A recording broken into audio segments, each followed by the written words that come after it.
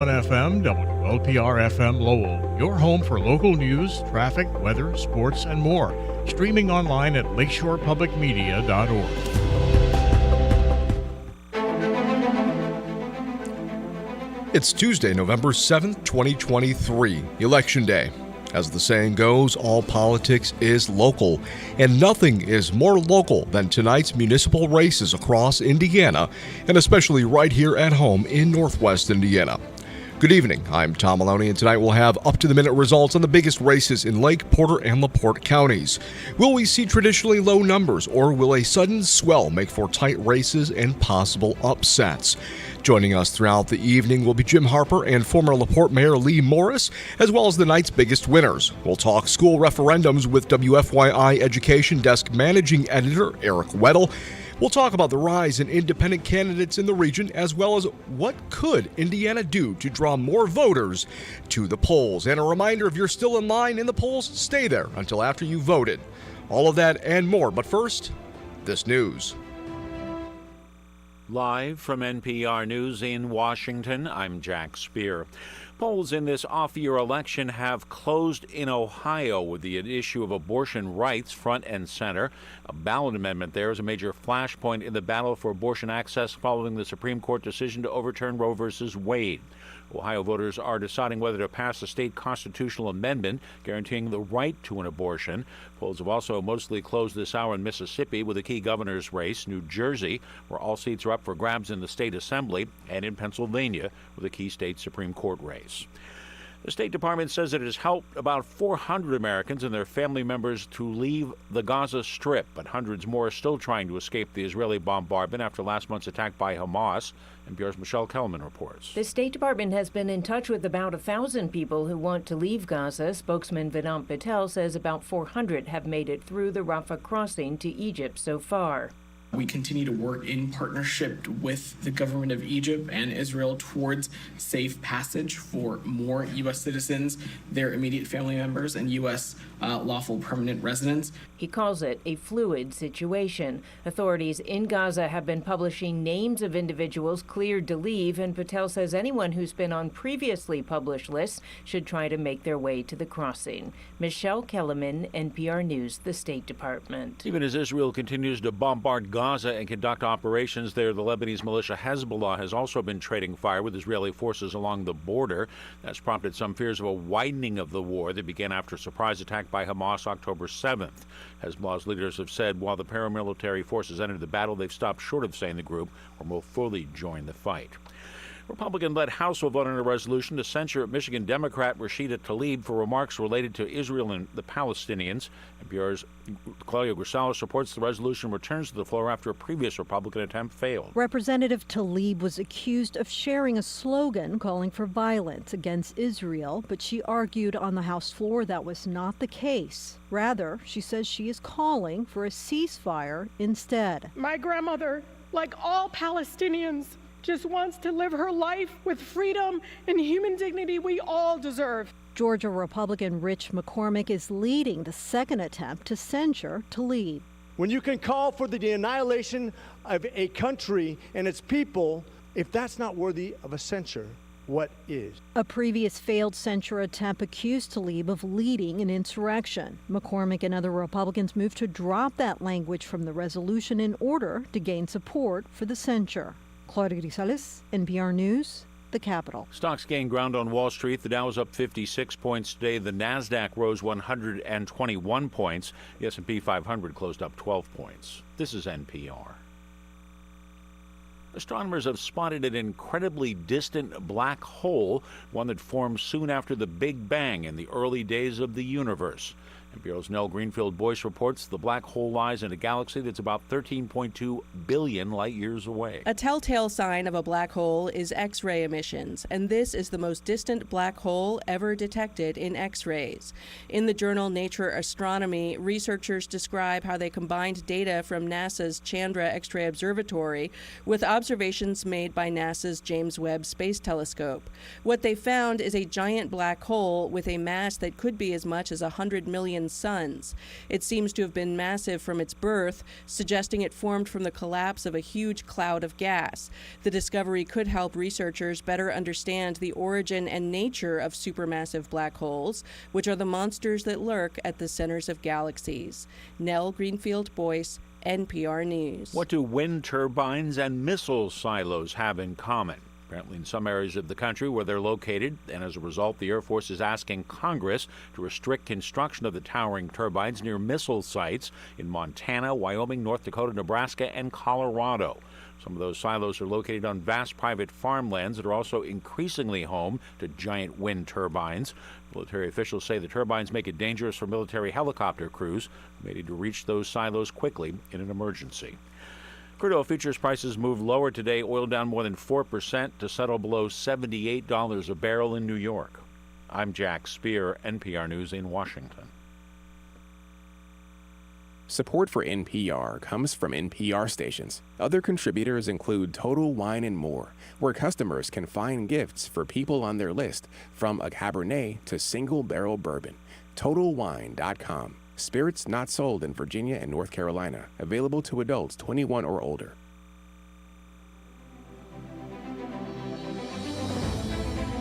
The polls have been closed, and we now await the winners for tonight's off-year election cycle. Municipal races across Northwest Indiana. Good evening. I'm Tom Malony. You are listening to Lakeshore Public Media, 89.1 FM, streaming live on Facebook and YouTube. Joining me this evening are former LaPorte Mayor Lee Morris, as well as Jim Harper. Lee, Jim, good evening to both of you. Good evening, Tom. And Lee, do we have you there? Sounds like we're getting a little bit of a delay on Lee's microphone there. We are using Zoom, and we apologize for that, but we will we'll be working on getting those connection issues resolved. Jim, are you still with us? I am.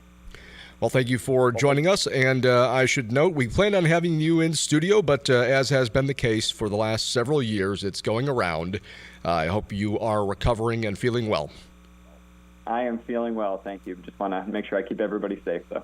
Wonderful. And Jim, I'll ask you right off the bat, what are the races you're looking out for this evening in Northwest Indiana? There are a lot of competitive races tonight. I am, as someone from Porter County, I'm certainly keeping my eye on some of the races over here. A very competitive mayor's race in the city of Portage. Mayor Sue Lynch running for re-election. There's been a lot of activity in that race. I'll be interested to see the results there.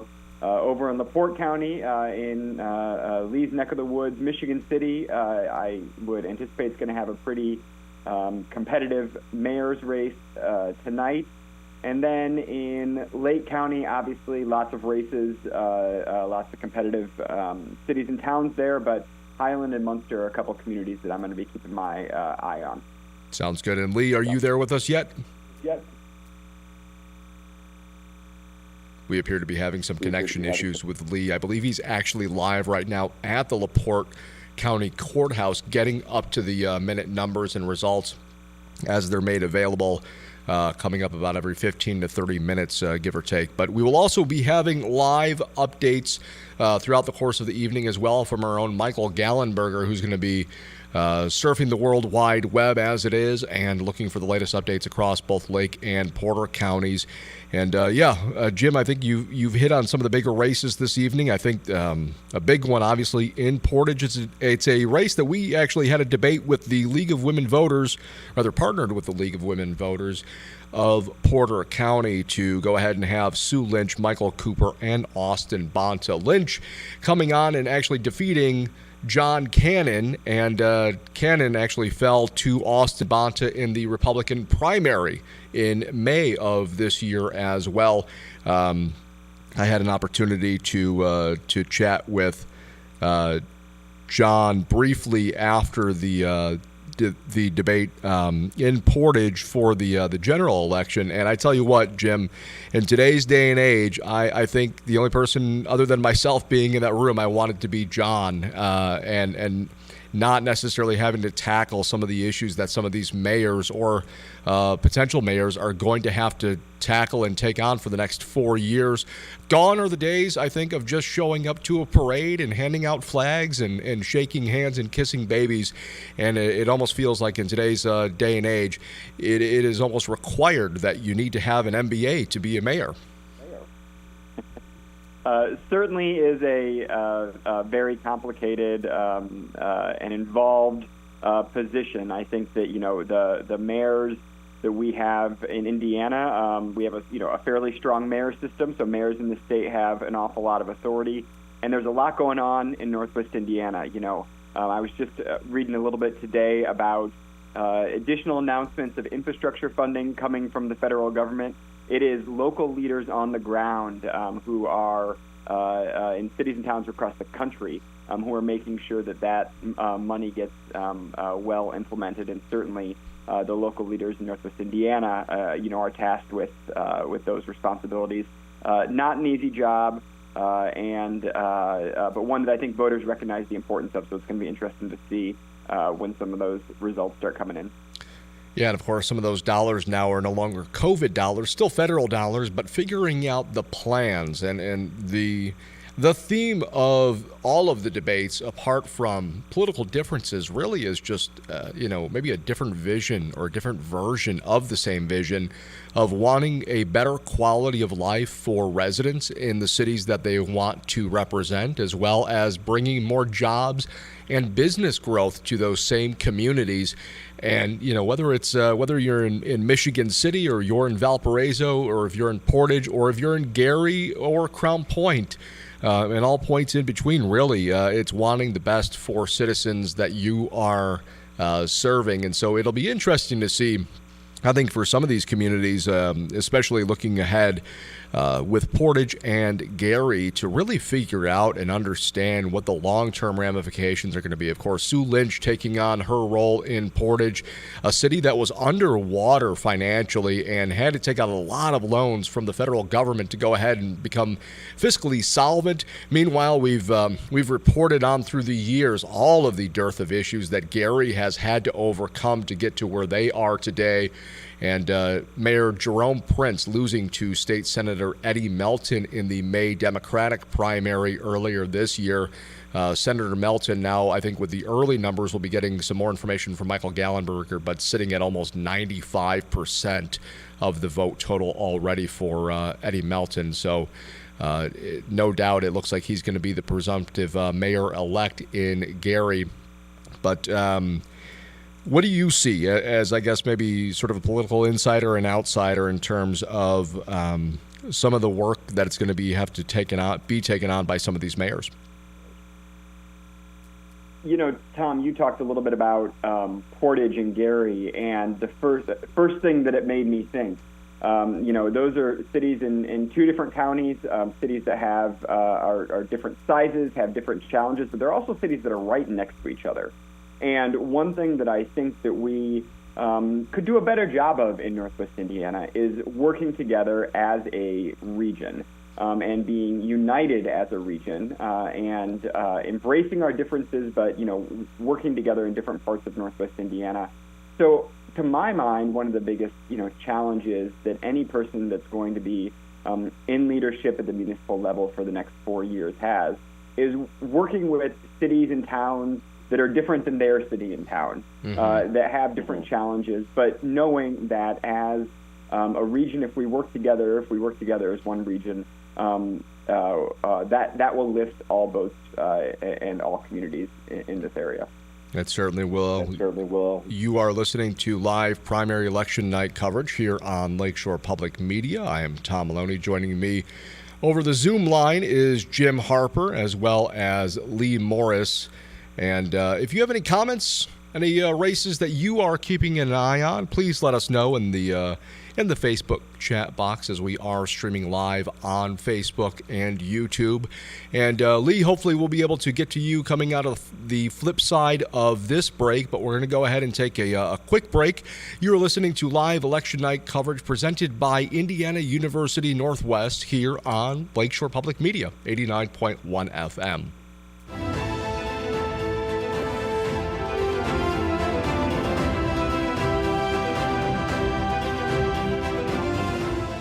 Indiana University Northwest. Become your best you and earn a powerful IU degree right here in the region. At IU Northwest, quality college education is affordable.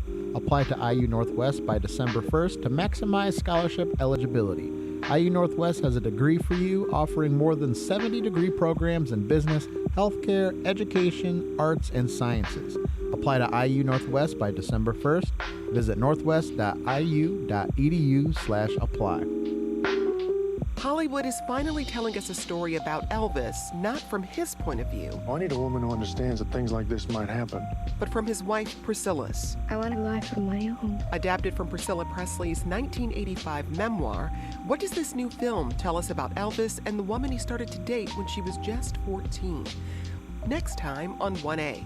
Tune in for 1A, live from 9 to 11, Monday through Friday, here on Lakeshore Public Media, 89.1 FM. Many of Lakeshore Public Media members have contributed and have continued to contribute for over a decade.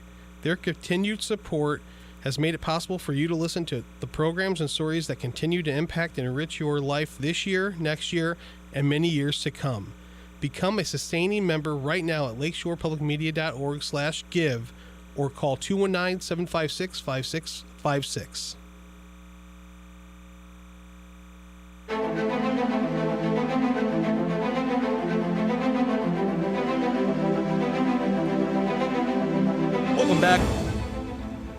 Welcome back to live election night coverage here on Lakeshore Public Media, 89.1 FM. I'm Tom Malony in the Lakeshore Public Media studios. Joining us on the Zoom line this evening is Jim Harper, as well as former LaPorte Mayor Lee Morris. Lee is on Zoom, but we think he's keeping an eye on those LaPorte numbers now as they come in. Lee, are you there now?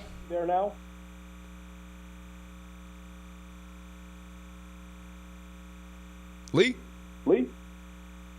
I feel like I should cue up ground control to Major Tom, commencing countdown engines on. I am Major Tom. Jim, are you still with us? Hello, Jim? I am. Hello, Jim. Okay, good. Okay, I was worried I lost you on the dark side of the moon as well. So, as we were just talking about some of those races, and I think you brought up a really interesting point, and that is, mayors working together. I remember towards the end of her term for Mayor Karen Freeman Wilson, at this point now, maybe just over 8 years ago, we had a pretty substantial snowfall. And Hammond Mayor Tom McDermott Jr. lent the city of Gary plow trucks to go ahead and get out from underneath the snow. That was after the plow trucks had already gone through the city of Hammond, cleared the roads. But the uproar and the pushback against Mayor McDermott, who I should note is running unopposed this evening. So congratulations to Mayor McDermott on his victory for I believe a fourth or fifth consecutive time. I'll have to look that up. As Hammond's mayor. But nonetheless, his comment echoed pretty much what you had just said, Jim. It's our job as mayors to not only take care of our own residents and citizens, but look out for our neighbors too. And so we're seeing a lot of that happening across Northwest Indiana. And I think, pardon the pun, the biggest driver of that train is the double track extension and what it means for Northwest Indiana as a whole, from the state line all the way to Michigan City and back in all of 45 minutes. And that's a conversation that came up during the Portage debate. It came up during the Valparaiso debate. We've talked about it during the Gary debate. We didn't get an opportunity to have a Michigan City debate as much as I would have loved to have had one, but a topic no doubt that would come up there as well. And the current Michigan City Mayor, Dwayne Perry, made the comment to the Times that he wanted city to go ahead and still remain and kind of hold on to that small town feel and vibe, but knowing full well that there were going to be drastic changes coming. What have you seen and heard with regards to the local level in terms of how much of a disruptive shift, both positively and negatively, that the double track extension is going to have on Northwest Indiana? I mean, certainly it's, there's been some controversy around it, Tom, as you mentioned, but from my perspective, and this is my opinion, but there are so many positives with double tracking for Lake, Porter, and LaPorte County. Certainly, for individuals who want to work in the city of Chicago, but are interested in living in Northwest Indiana, double tracking is going to be a huge advantage and a huge draw for those folks to allow them to get into the city and to work very much more quickly. It's also a huge advantage for people in Northwest Indiana right now, current residents who just want to go into the city for a weekend or an evening. And I think that you're going to see some real economic development, increased economic development near the stations in Chesterton, Michigan City, Miller, and several of the other stations. One thing that I'm really passionate about, and I hope that is part of the conversation, is that transit projects like double tracking are a really important part of moving to a less carbon intensive, lowering our carbon footprint and greenhouse gases here in Northwest Indiana, because they provide alternatives to vehicles, to cars, and also if we promote density around the new double tracking stations or South Shore stations, that's going to allow people to live a more energy efficient life as well, and is an exciting advantage of that project. It certainly is, and that impact as well. Environmentally, I don't necessarily think is something that is on the tip of everybody's tongue when discussing the South Shore, or rather the double track extension. It's more about commuting into and out of Chicago and being able to expand that commuter base and get people from Illinois to be able to move into Indiana without having to necessarily lose the attraction and the availability of being close to downtown. So that opportunity there all of a sudden becomes tenfold, maybe magnified under a pretty strong lens in terms of the opportunity for growth. And as well, we are a pretty polluted area in Northwest Indiana, and even at the local level, I know it's a topic that came up during the Harper mayoral debate in terms of wanting to ensure that the quality of life for residents there wasn't impacted by increased pollution. And, a lot of communities have waterways, whether they are lakes or rivers or the big lake in Lake Michigan.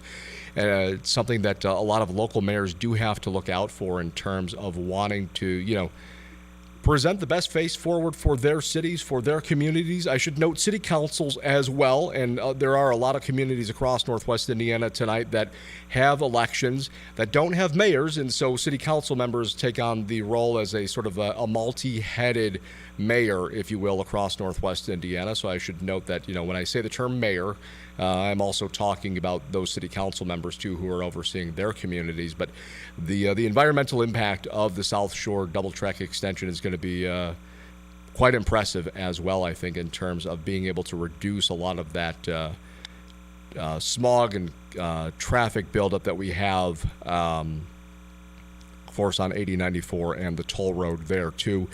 As we look ahead here, we're going to get to some numbers from Michael Gallenberger in just a moment. He's got Lake and LaPorte numbers, so we'll be getting to that here. Jim, when we get back here from Michael's numbers, I want to talk with you about something that seems to be the main talking point every election cycle, and that is voter turnout. But first, we'll go ahead and that's called a tease, folks. We'll go ahead and get to the numbers now with Michael Gallenberger and the latest from Lake County and LaPorte County. Thank you, Tom. Starting with the Lake County numbers, again, these are just the absentee and early voting. We still are waiting for the numbers from today's ballots. For mayor of Crown Point, Democrat Pete Land with 712 votes, Republican Shirlene C. Olson with 282. Judge of the City Court of Crown Point, this is a somewhat closer race. Democrat Betsy Lucas Barnes with 507 votes over Republican Kent A. Jeffers with 480. Clerk Treasurer for the town of Dyer, Democrat Stephen H. Kramer with 269 votes. Republican Debbie J. Astor with 370. Mayor of East Chicago, Democrat Anthony Copeland with 491 votes. Republican Arthur Santos Sr. with just 49. For Gary Mayor, Eddie Melton, Democrat, 1,517 votes. Republican Andrew Delano with 77. Turning to the Hammond School referenda for the operating referendum, public question, yes, 311 votes, no, 772. For the building project public question, yes, 263 votes, no, 828. Turning now to Clerk Treasurer for the town of Highland, Democrat Mark Herrick with 796 votes, Republican Kathy Camp Burke with 472 votes. For the mayor of Hobart, Democrat Josh Huddleston with 940 votes, Independent Teddy Ann Jackson with 421. For the public question for the Lake Station Community School Corporation, yes, 62 votes to no, 80 votes. Lake Station Mayor's race, Democrat Bill Carroll with 102 votes, Republican Benjamin Fontanez Jr. with 56, and Independent Javier Chavez with 23. Lake Station Clerk Treasurer, Democrat Brenda Samuels with 131 votes, Republican Pat Silverthorne Alexander with 48. For the Clerk Treasurer for the town of Lowell, Democrat Elaine Anderson with 144 votes, Republican Jill Murr with 150. Clerk Treasurer for the town of Munster, Democrat Jeff Toonstra with 957. Republican Wendy Miss with 1,726. Turning now to the another school referendum, this for the school city of Whiting, yes 24, no 40. And again, those are early and absentee numbers from Lake County. Turning now to LaPorte County for Mayor of LaPorte, Republican Tom Dermody, 1,359. Democrat Ron Zimmer with 560. And for Mayor of Michigan City, Republican Dwayne Perry, 740. Democrat Angie Nelson Deitch with 1,689. And Libertarian Mike Walker with 66. And again, those are numbers from Michigan City with the early and absentee numbers, as well as almost half of the numbers from Election Day voting. You're listening to live election coverage here on 89.1 Lakeshore Public Media. Thank you, Michael, and welcome back to live election night coverage here on Lakeshore Public Media, 89.1 FM. I'm Tom Malony. Joining us via Zoom this evening is Jim Harper, as well as Lee Morris. Jim, Lee, good evening.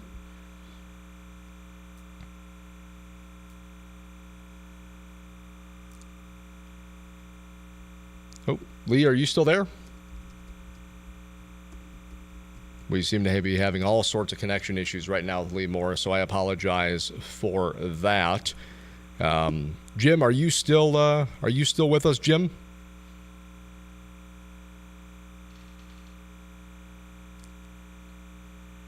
We are all on the dark side of the moon right now. You are listening to live election night coverage here on Lakeshore Public Media. I'm Tom Malony. We'll go ahead and take a break and see if we can get back to Lee and Jim as we wait for the satellites to circle back across orbit. Indiana University Northwest. Become your best you and earn a powerful IU degree right here in the region. At IU Northwest, quality college education is affordable. Apply to IU Northwest by December 1st to maximize scholarship eligibility. IU Northwest has a degree for you, offering more than 70 degree programs in business, healthcare, education, arts, and sciences. Apply to IU Northwest by December 1st. Visit northwest.iu.edu/apply. Hollywood is finally telling us a story about Elvis, not from his point of view. I need a woman who understands that things like this might happen. But from his wife, Priscilla's. I want a life of my own. Adapted from Priscilla Presley's 1985 memoir, what does this new film tell us about Elvis and the woman he started to date when she was just 14? Next time on 1A.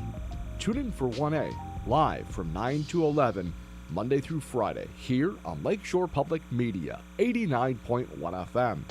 Investigators say a Texas prison inmate attacked a guard. Witnesses say in response the guards beat him so badly he's now in a coma. What about the culture that promotes this type of incident, this type of action towards inmates. What about the culture? Is it too few staff for too many inmates? On the next Morning Edition from NPR News.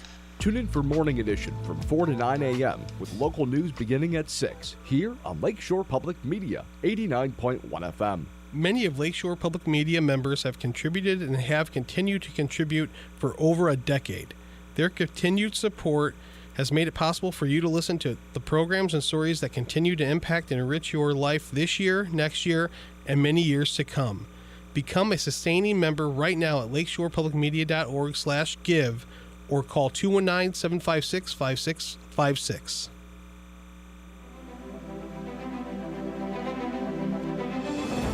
Welcome back to live election night coverage here on Lakeshore Public Media. I'm Tom Malony. Joining me via Zoom is Jim Harper. Jim, good evening. Good evening, Tom. Hey, there you are. All right, Hey, sorry there you about that. Turns out having microphones muted and things crisscrossed and wires going every which direction will cause a little bit of chaos, even in a TV and radio studio. But glad to have you back. Still having some connection issues, it looks like, though, with Lee Morris, and we will actually be joined by Eric Weddle, the WFYI Education Desk Managing Editor, to talk school referendums. Of course, several on the ballot here across Northwest Indiana for today, including Lake Station, including Hammond, as well as school city of Whiting. So we will be getting Eric here in just a few moments. But Jim, last we spoke, talking about the biggest issue for any election cycle is voter turnout. And more often than not, voter turnout on off-year election cycles tends to be pretty low. And what do you expect, or what do you see as the reason behind such a drastically low turnout, especially for Indiana as a whole? In Indiana, over several election cycles, we've struggled with voter turnout, and this is kind of an off year, Tom. Not just a midterm election, but an odd year, and traditionally that's been a year of particularly low turnout. I think it's a combination of a couple. Hello. Things. Oh, Lee, are you there finally? Hello. Lee, did we get you? You're there.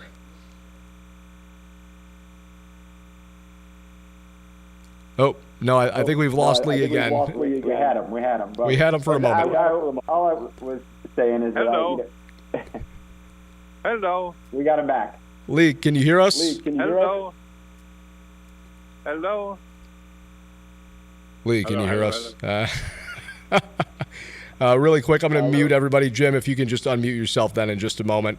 You are listening to live election night coverage here on Lakeshore Public Media, 89.1 FM, streaming live on Facebook and YouTube. We are working still on trying to connect with Lee Morris as well across the World Wide Web. Jim, if you want to go ahead and continue. All I was saying, Tom, was, I think it's a combination of a couple things, but it starts with government policies. There are decisions that our state government can make that will improve voter turnout in the state, and there are decisions that they can make that will lower voter turnout, make it harder for people to vote. My hope, certainly, my personal preference, is that we move towards policies that we know improve voter turnout.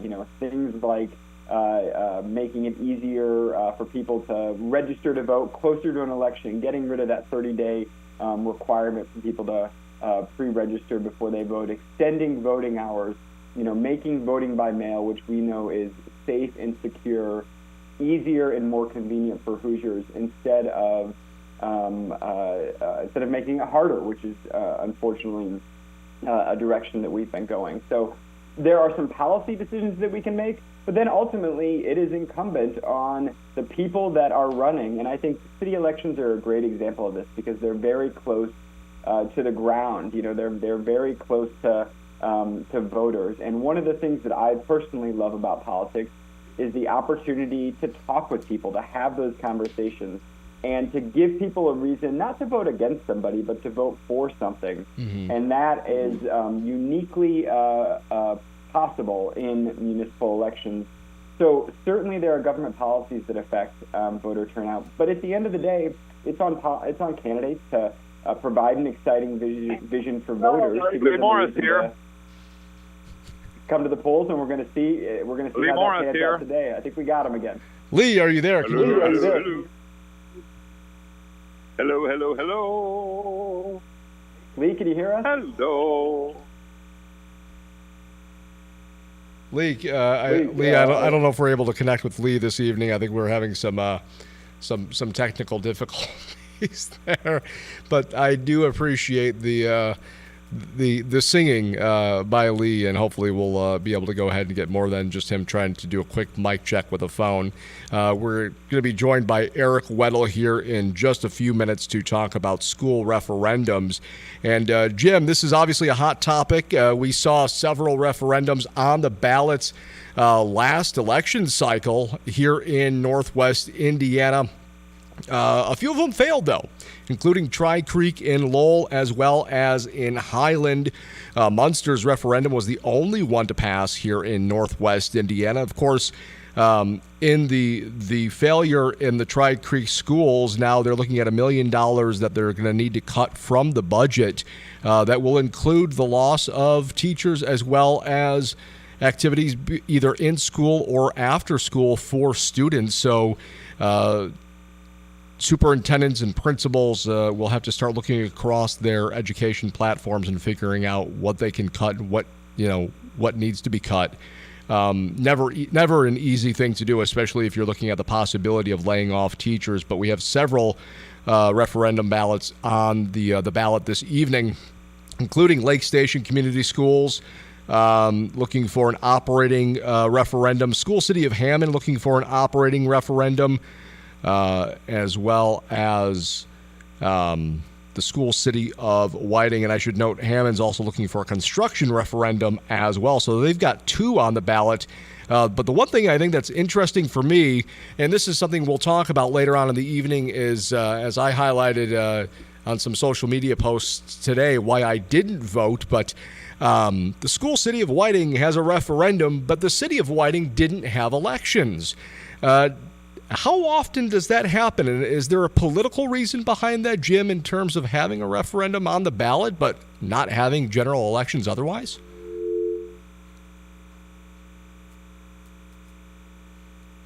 Nope, I think we've lost Jim. Well, we will hopefully be hearing from Jim in just a moment as well.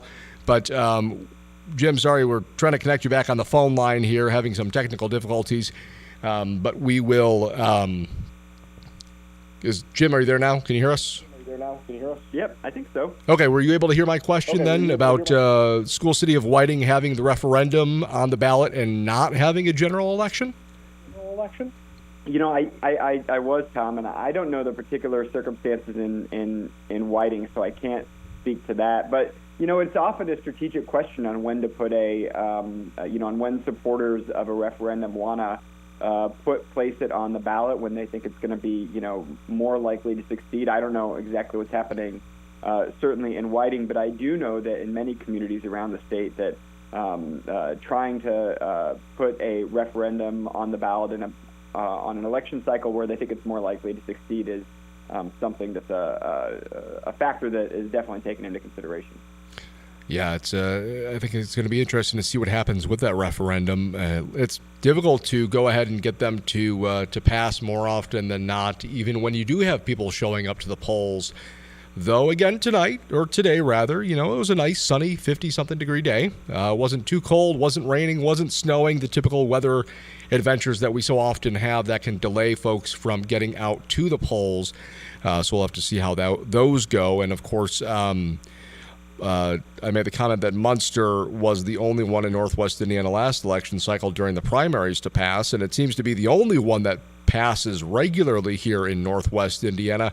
Highland's very first school referendum failed in the primaries, and you might be asking, I hear the term referendum. What is it? And I should note this is from Indiana.gov. It's a copy and paste job by myself. I put quotes around it for my paper. That way I don't get docked for plagiarism. But A referendum is a public question placed on a ballot by a local unit. Past referenda have included construction projects for various taxing units, including schools, and operating needs for schools. Property taxes that are approved by voters in a referendum are not subject to the property tax caps. Therefore, any successful referendum may result in a property tax bill that exceeds the caps.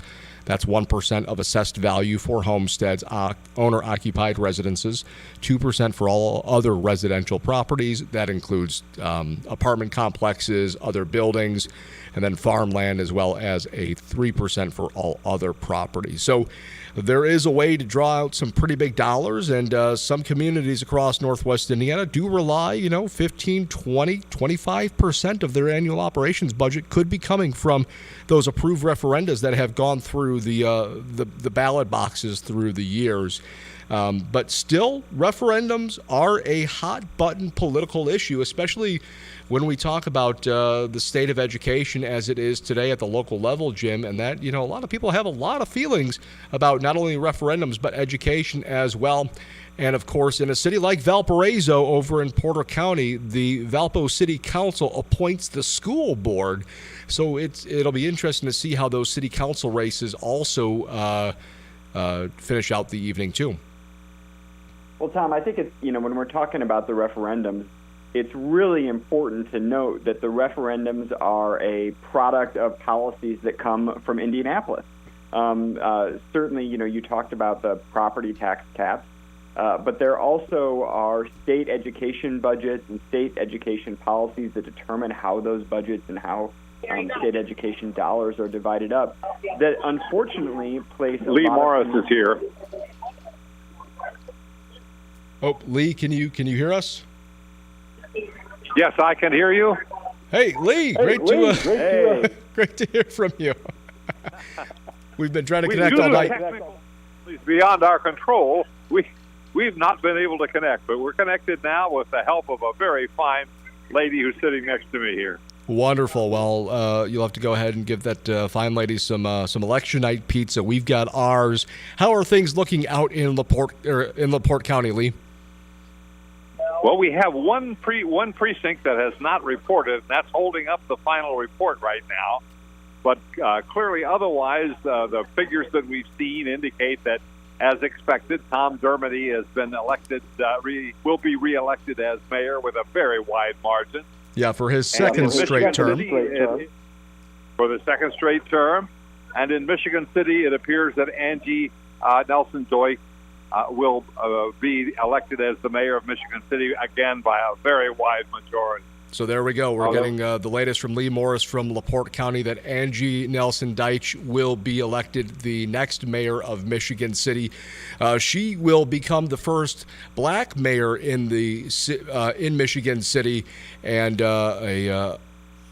I guess you could argue probably the night's the first upset of the night, unseating the incumbent mayor Dwayne Perry in Michigan City. So a big one there already in LaPorte County. Tom Dermody beating out Ron Zimmer, the Democratic challenger there in LaPorte, and hopefully we'll be able to hear from either Mayor Dermody or Mayor-elect Angie Nelson Deutsch, and we'll have to see how that goes. But what else are you seeing out there in LaPorte County this evening, Lee? Well, the races that we're still looking at that have not yet been decided, or at least we don't have the final figures, are for the city council races in Michigan, in LaPorte. Mm-hmm. At large, Tim Franke is in the lead, but the second at-large position, I think, is still in question until we see those final figures. In Michigan City, the at-large city council races there seem to be pretty well settled. There are three of them in Michigan City. Dr. Cora is returning to the city council in Michigan City. By, again, these are wide margins in Michigan City. So, and we have a couple of other council races that are waiting.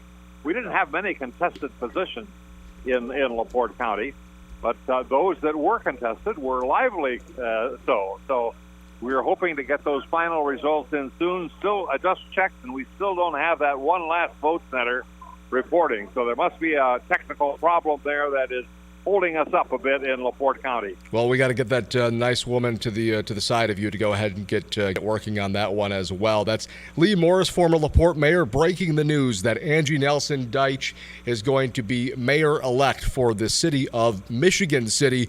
Lee, Jim, we'll keep you on the line, but we're going to go ahead and head down south on I-65 all the way down to Indianapolis to talk with WFYI's education desk managing editor, Eric Weddle. Eric, good evening.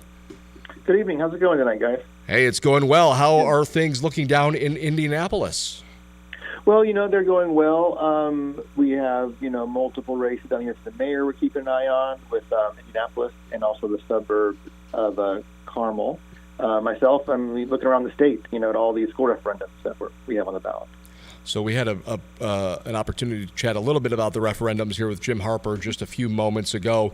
My question for you, Eric, with referendums, it's something that I posed to Jim, but I'd like to get your take on it as well. The school city of Whiting is asking for an operating referendum at a rate of 17 cents per $100 of assessed value for 8 years, which would bring in about $1.1 million for the school city of Whiting. However, there are no municipal elections for the for the city of Whiting, but there's still a referendum on the ballot. How often does this happen that we see a referendum on a ballot, but we don't see a general election? I mean, I will say, thinking back, I heard this from some voting advocates the past few weeks, concern over this issue. I'm not aware personally, and I've been covering this referendum for probably about 11 years. And usually, I'm sorting through other issues on the ballot. So it's pretty unique. I won't say it's the only time, but it's the only one in memory, and no one else I know has heard of it either. I guess we'll have to wait and see if that bodes well for the school city of Whiting to have it on there. The city of Hammond here in northwest Indiana as well has two of them. And Eric, you did some pretty fantastic reporting heading up here to Hammond to go ahead and cover that. For folks who are joining us tonight on live election night coverage, who maybe didn't get a chance to hear or read your reporting, what can you tell us about the operating and construction referendums that the school city of Hammond is asking for? Right. Well, they have two referendums, like you said. One is called a capital referendum.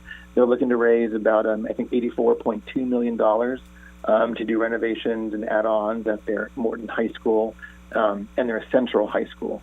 And then also they have an operations referendum, which like most school districts do now. These are not new referendums per se, but they're continuations of a previous referendum.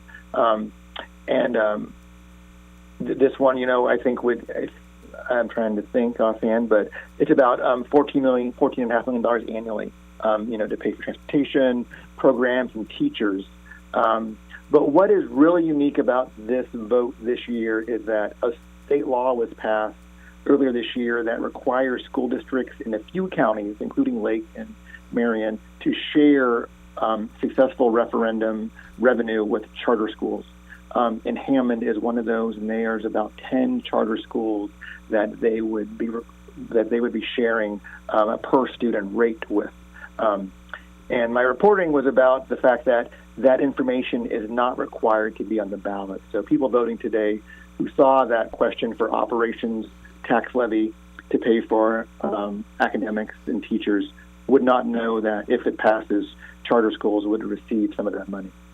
And that money, it's about $830,000. Sort of dissected among, I think, you had a pretty good list: 1, 2, 3, 4, 5, 6, 7, 8, 9, 10, or 11 schools across northwest Indiana. Names that many listeners are familiar with, including the 21st Century Charter Schools of Gary Lighthouse Charter School, Gary Middle School, Hammond Academy of Science and Technology. And so definitely a lot of big schools, and some of those with some pretty big numbers in terms of Hammond residents going there. Is this a trend that's going to happen across the rest of the state with these referendums? You said it's Lake and Marion counties currently, but is this something that they could look at implementing across the rest of the Hoosier state? I don't know. I mean, when the law was passed, there was a lot, I guess, of concern about why only 4 counties were being targeted for this. St. Joseph County is another one. There seems to be, in the GOP-controlled legislature, I feel like a lot of the more rural counties that could be controlled by Republicans, would not be in favor of this. Though the 4 counties that are required to do this, they do have nearly the majority of the state's charter schools in those counties. And advocates, for this have said, if local property tax dollars are going to go to, to students, it should not just go to the students at the traditional school district, but to all the schools, all the charter schools that those students in the district attend. And so that's been the basis for this. And the article I did, wasn't like arguing whether the money should be shared. It was more this issue of like the transparency issue that this law was passed, and no one really seems to know how it works. And that's at least what I found in my reporting. There are a lot of questions unanswered. I was going to say that it feels that way more often than not sometimes when you get questions on a ballot and the way things are worded. And, of course, there's a lot of lawyer speak and things have sort of run through the books a dozen or half a dozen times to go ahead and sort of get out the language for these questions that have to be asked a specific way.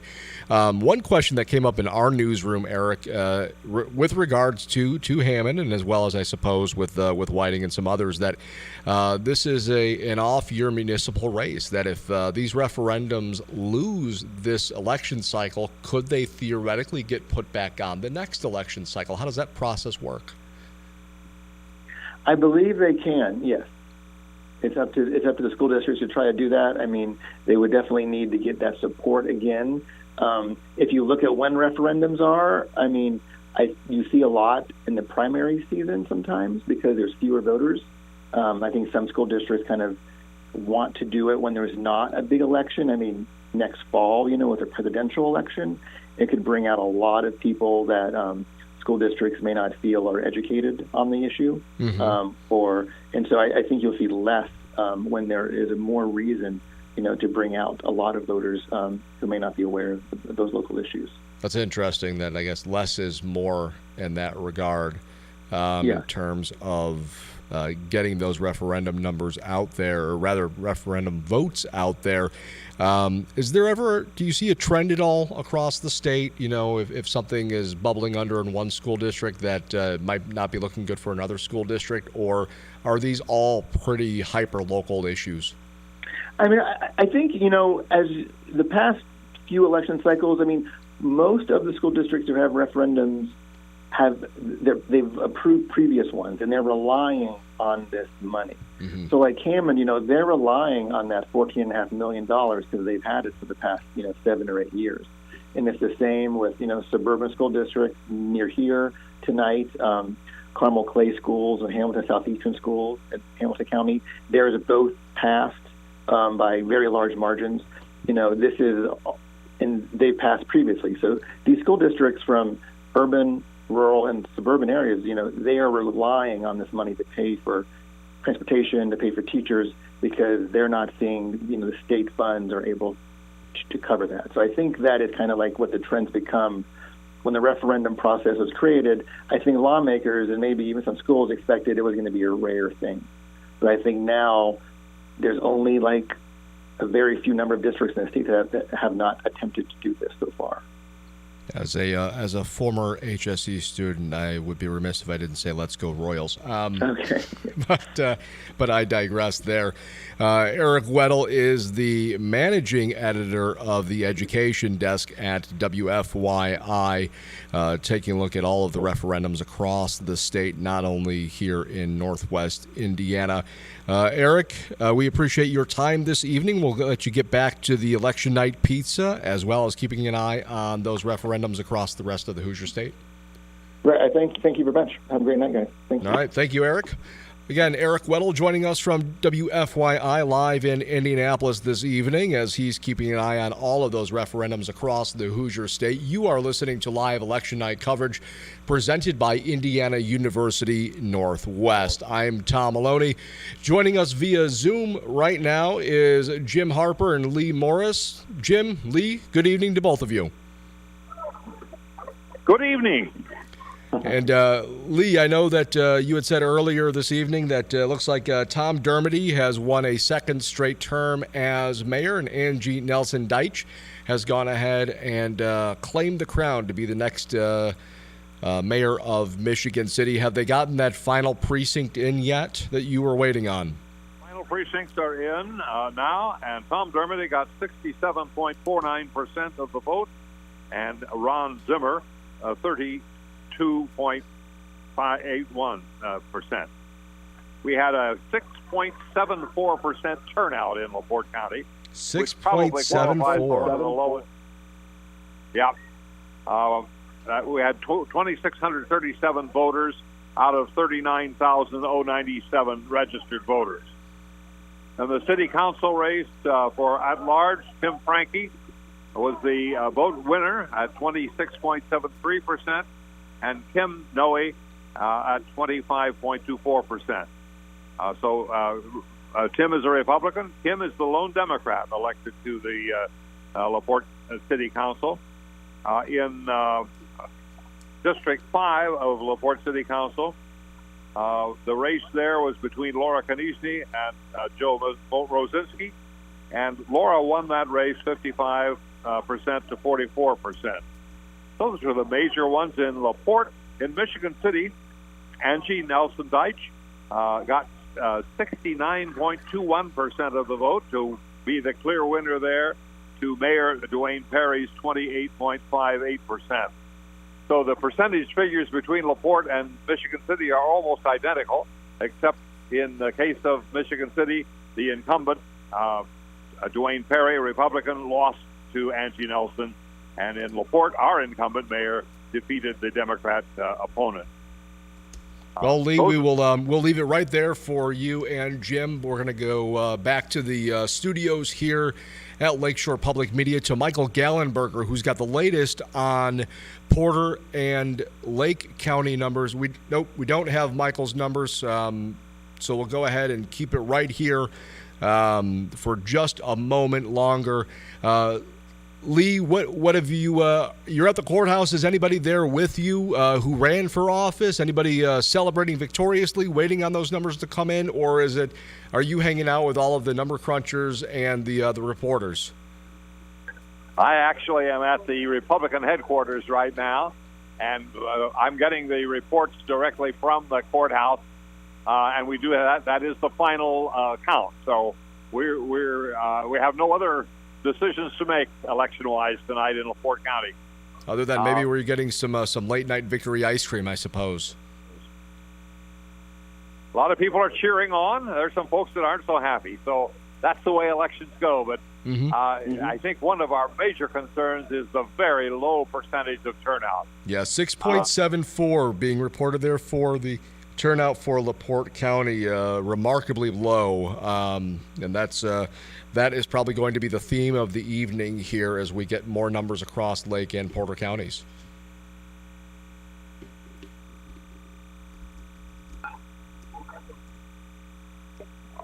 Looks like we might have lost Lee and Jim. We'll go ahead and take a break. We'll be back here in just a moment, and then we'll be getting back into NPR News, and we'll try to get Michael Gallenberger with the latest Lake and Porter County numbers coming out of NPR News.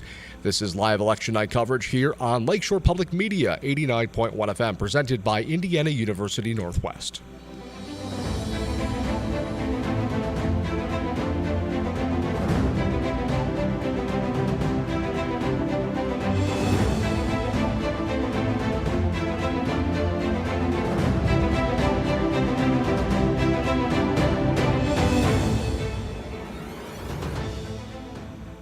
Many of Lakeshore Public Media members have contributed and have continued to contribute for over a decade.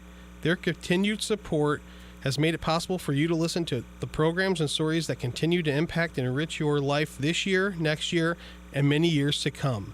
Become a sustaining member right now at lakeshorepublicmedia.org/give or call 219-756-5656. Hollywood is finally telling us a story about Elvis, not from his point of view, I need a woman who understands that things like this might happen. but from his wife Priscilla's. I want a life of my own. Adapted from Priscilla Presley's 1985 memoir, what does this new film tell us about Elvis and the woman he started to date when she was just 14? Next time on 1A. Tune in for 1A, live from 9 to 11, Monday through Friday, here on Lakeshore Public Media, 89.1 FM. Indiana University Northwest. Become your best you and earn a powerful IU degree right here in the region. At IU Northwest, quality college education is affordable. Apply to IU Northwest by December 1st to maximize scholarship eligibility. IU Northwest has a degree for you, offering more than 70 degree programs in business, healthcare, education, arts, and sciences. Apply to IU Northwest by December 1st. Visit northwest.iu.edu/apply. It's just past 8 o'clock here at the Lakeshore Studios in Maryville. I'm Tom Malony, and this is live election night coverage here on Lakeshore Public Media, 89.1 FM. Presented by Indiana University Northwest, streaming live on Facebook as well as YouTube. Thank you to all of the in-studio team tonight, including Jose, Miguel, Michael, D, as well as our guests, Jim Harper and Lee Morris. And we now go back to the news desk. Michael Gallenberger has the latest on Lake and Porter County numbers. Yes, we'll start with Porter County. Some of those results have started to come in, starting with the City of Portage mayor race. Republican Austin Banta, 606 votes. Mayor Sue I. Lynch, the incumbent mayor, Democrat Sue Lynch, with 370 votes. Green Party candidate Michael C. Cooper with 6. Clerk Treasurer for the City of Portage, Republican John Harrison with 478. Elizabeth Terzai Modesto, a Democrat, with 501 votes. For the City of Valparaiso, the mayor's race, John Costas with 1,467 votes. Democrat Hannah Trueblood with 781. Now turning back to Lake County, where we have the early and absentee results, as well as about a third of the voting machines from Election Day voting. For the mayor of Crown Point, Democrat Pete Land with 3,189 votes. Republican Charlene C. Olson with 1,276. Crown Point City Judge, Democrat Betsy Lucas Barnes with 2,137. Republican Kent A. Jeffers with 2,305. Dyer Clerk Treasurer, Democrat Stephen H. Kramer with 340 votes. Republican Debbie Astor with 452. Turning now to the mayor of East Chicago, Democrat Anthony Copeland, 491 votes. Republican Arthur Santos Sr. with 49. Gary Mayor, Democrat Eddie Melton, 1,517 votes. Republican Andrew Delano, 77. Taking a look now at the public question for the Hammond School City of Hammond. This is the operating referendum. Yes, 311. No, 772. For the building referendum for School City of Hammond, yes, 263. No, 828. Highland Clerk Treasurer, Democrat Mark Herrick, 796 votes. Republican Kathy Camp Burke with 472. For the public question for the Lake Station Community School Corporation, very tight race, yes, 234, no, 229. Lake Station Mayor, Democrat Bill Carroll, 328. Republican Benjamin Fontanez Jr., 182. Independent Javier Chavez with 46. Lake Station Clerk Treasurer, Democrat Brenda Samuels with 357. Republican Pat Silverthorne Alexander with 187. And I think those are about all of the numbers I have at this point for Lake County. Again, those are the early and absentee numbers, as well as about a third of the machines used in Election Day voting. You're listening to live Election Day coverage here on 89.1 Lakeshore Public Media. Thank you, Michael. And of course, the breaking news here this evening is Angie Nelson Deitch is the presumptive mayor-elect in Michigan City as she beats out Dwayne Perry 69% to 29% in terms of her vote total. We're working right now on trying to track down Angie Nelson Deitch to talk with her following her victorious evening. We'll take a quick break here, and then hopefully we'll come back on the other side with Times correspondent reporter Molly DeVore.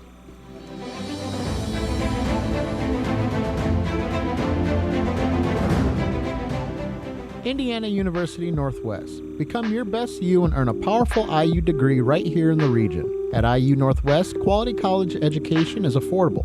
Apply to IU Northwest by December 1st to maximize scholarship eligibility. IU Northwest has a degree for you, offering more than 70 degree programs in business, healthcare, education, arts, and sciences. Apply to IU Northwest by December 1st. Visit northwest.iu.edu/apply. Investigators say a Texas prison inmate attacked a guard. Witnesses say in response, the guards beat him so badly he's now in a coma. What about the culture that promotes this type of incident, this type of action towards inmates? What about the culture? Is it too few staff for too many inmates? On the next Morning Edition from NPR News. Tune in for Morning Edition from 4 to 9 a.m. with local news beginning at 6 here on Lakeshore Public Media, 89.1 FM. Many of Lakeshore Public Media members have contributed and have continued to contribute for over a decade. Their continued support has made it possible for you to listen to the programs and stories that continue to impact and enrich your life this year, next year, and many years to come. Become a sustaining member right now at lakeshorepublicmedia.org/give or call 219-756-5656. Hollywood is finally telling us a story about Elvis, not from his point of view. I need a woman who understands that things like this might happen. But from his wife, Priscilla's. I want a life of my own. Adapted from Priscilla Presley's 1985 memoir, what does this new film tell us about Elvis and the woman he started to date when she was just 14? Next time on 1A. Tune in for 1A, live from 9 to 11, Monday through Friday, here on Lakeshore Public Media, 89.1 FM.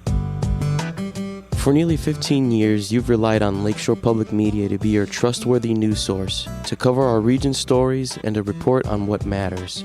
But as a nonprofit public broadcaster, your donation today helps ensure we can continue to serve you and the rest of Northwest Indiana with stories that inform and inspire for the next 15 years. Please visit lakeshorepublicmedia.org/give and donate today. You're listening to Lakeshore Public Media, 89.1 FM, WLPR FM Lowell, your home for local news, traffic, weather, sports, and more. Streaming online at lakeshorepublicmedia.org.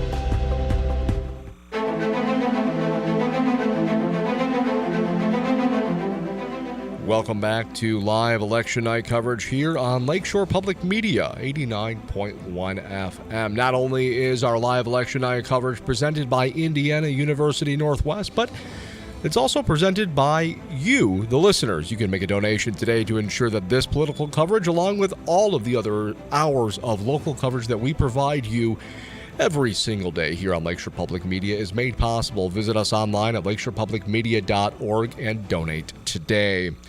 Joining us now on the studio line is Times correspondent reporter Molly DeVore, who I think spent more time at all of those debates combined than I did, and I was the moderator.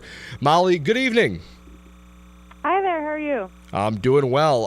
I hope wherever you are in Northwest Indiana that they've gotten you some election night pizza? Yes, I got pizza at the office, and then I headed off to Valpo. And you're in Valpo now. Where are you at in Valparaiso? I am at Peddler's Pizza for John Costas's election watch party, and then I was at Hannah Trupla's watch party earlier this evening. If you steal some pizza at John's watch party, I won't tell anybody. I promise. Thank you. I appreciate it. We just saw the first batch, or at least the latest batch of numbers come in. Costas with a pretty sizable lead early on here over Hannah Trueblood. How is the Costas campaign feeling this evening? It's very crowded and very, I would say, jovial. Costas just showed up. I just saw him, so they have the results pulled up on a TV screen, and they all seem to be in good spirits. And what about the Trueblood campaign? There was a good crowd. They have a smaller office, but you could tell it was sort of a grassroots campaign, and a lot of folks were there and excited. They were there starting around 6 p.m., so they'd been waiting for a while. And just Hannah Trueblood, before I left, said no matter what the results are, she's proud that she started some important conversations in the city. So, at least moving that political football forward, so to speak. Molly, you spent a lot of time covering those debates that we partnered with both the League of Women Voters of the Calumet area as well as the League of Women Voters of Porter County.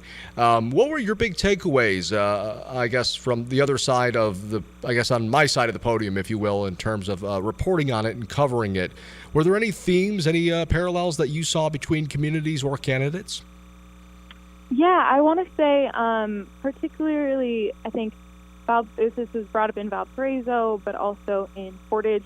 I think environmental sustainability was brought up as a priority for both communities. I know in Valparaiso, affordable housing was a big talking point, both for the mayoral debates, but also for the at-large city council debate. So I think that's something you can tell the residents really feel strongly about. And then in Hobart, I think that one, there's a lot of more localized issues that were specific to the community, but I think environmental sustainability was also another big topic there.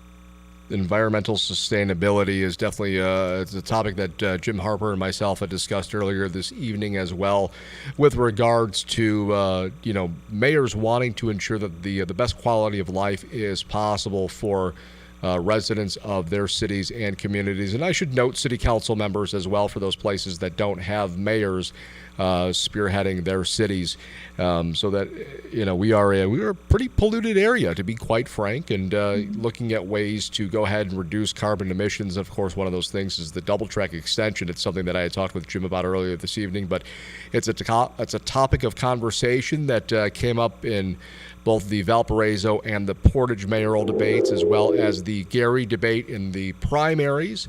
A lot of places looking to go ahead and build off of that incoming infrastructure. Anything else that popped up for you in terms of what you saw this election cycle?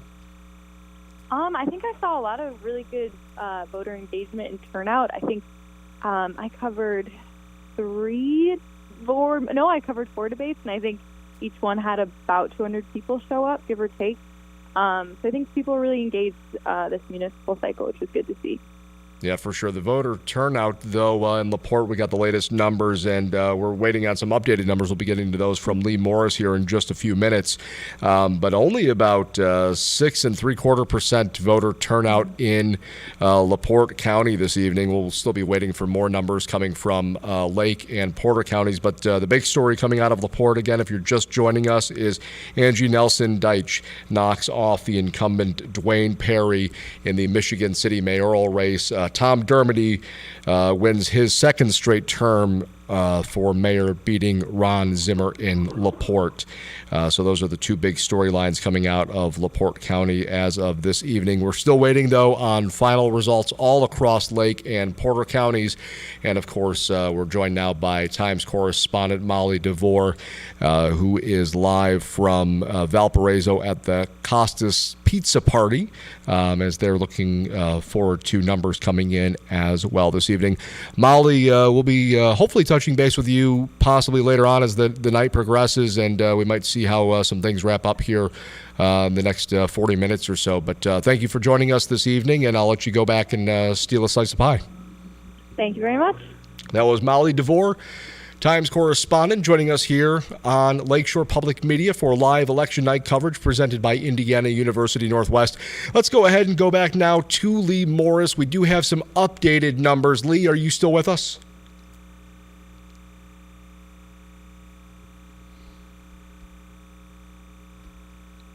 Lee, are you there?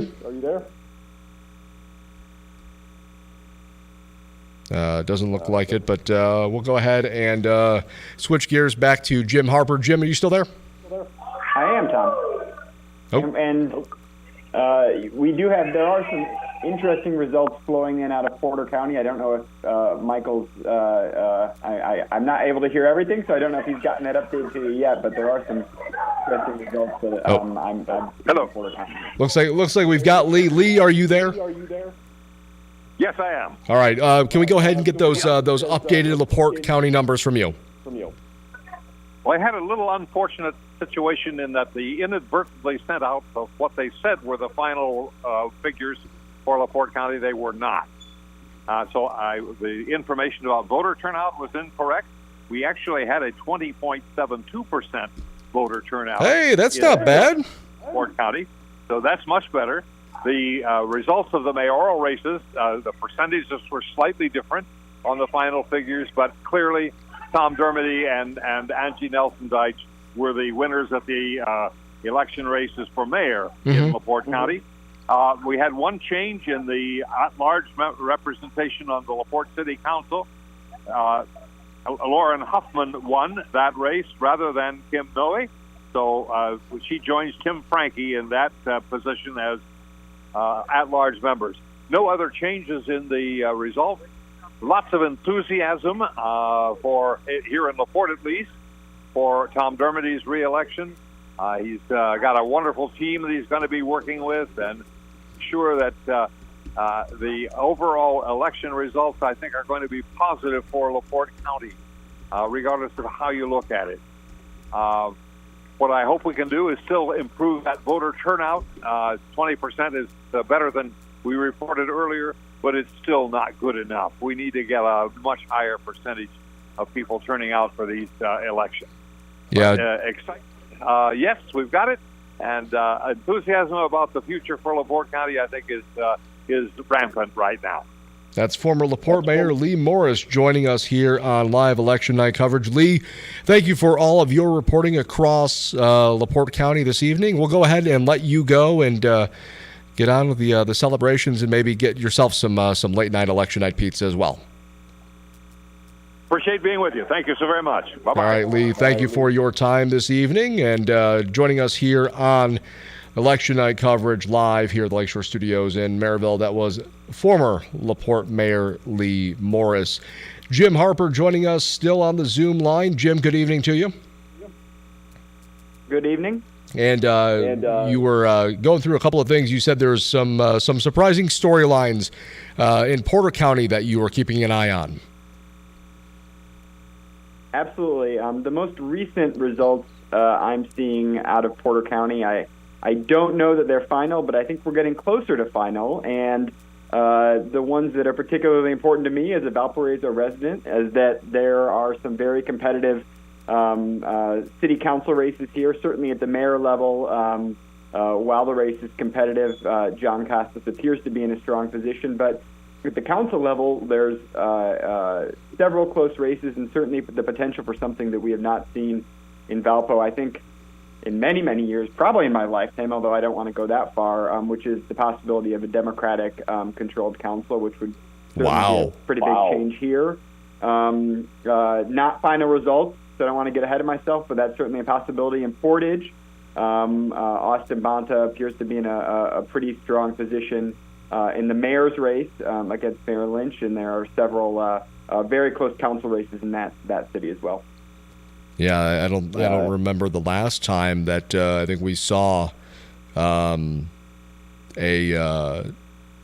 Democratic-controlled city council in the city of Valparaiso. If that does hold or that does turn out this evening, I guess the running theme or the running conversation we had at our newsroom was, some sort of an upset, frankly, by Hannah Trueblood and what that might look like for her having to deal with more than likely a Republican city council. But I don't think we imagined it the other way with John Costas possibly winning and then Valparaiso having a Democratic city council No doubt an interesting storyline to keep an eye on here for the remainder of the evening. That is Jim Harper joining us live via Zoom here during our election night coverage on Lakeshore Public Media, 89.1 FM, streaming live online on Facebook as well as on YouTube. We'll go ahead and take a quick break here, and then on the other side, hopefully we'll be talking to Angie Nelson-Deitch. Otherwise, we'll also like to hear from your comments. Go ahead and leave a comment on Facebook. Let us know what races you're keeping an eye on, and don't forget, you make all of this election night coverage possible. Make a donation tonight, right now at lakeshorepublicmedia.org.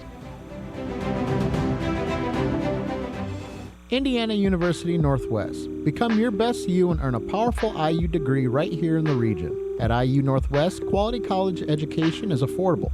Apply to IU Northwest by December 1st to maximize scholarship eligibility. IU Northwest has a degree for you, offering more than 70 degree programs in business, healthcare, education, arts, and sciences. Apply to IU Northwest by December 1st. Visit northwest.iu.edu/apply. Investigators say a Texas prison inmate attacked a guard. Witnesses say in response, the guards beat him so badly he's now in a coma. What about the culture that promotes this type of incident, this type of action towards inmates? What about the culture? Is it too few staff for too many inmates? On the next Morning Edition from NPR News. Tune in for Morning Edition from 4 to 9 a.m. with local news beginning at 6 here on Lakeshore Public Media, 89.1 FM. Many of Lakeshore Public Media members have contributed and have continued to contribute for over a decade. Their continued support has made it possible for you to listen to the programs and stories that continue to impact and enrich your life this year, next year, and many years to come. Become a sustaining member right now at lakeshorepublicmedia.org/give or call 219-756-5656. Hollywood is finally telling us a story about Elvis, not from his point of view. I need a woman who understands that things like this might happen.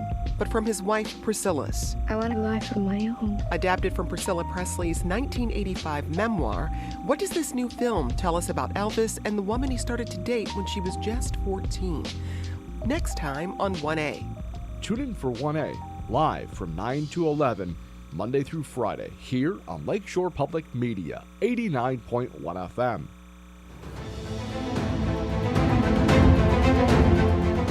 Good evening, I'm Tom Malony. This is live election night coverage here on Lakeshore Public Media, 89.1 FM, streaming live on Facebook and YouTube.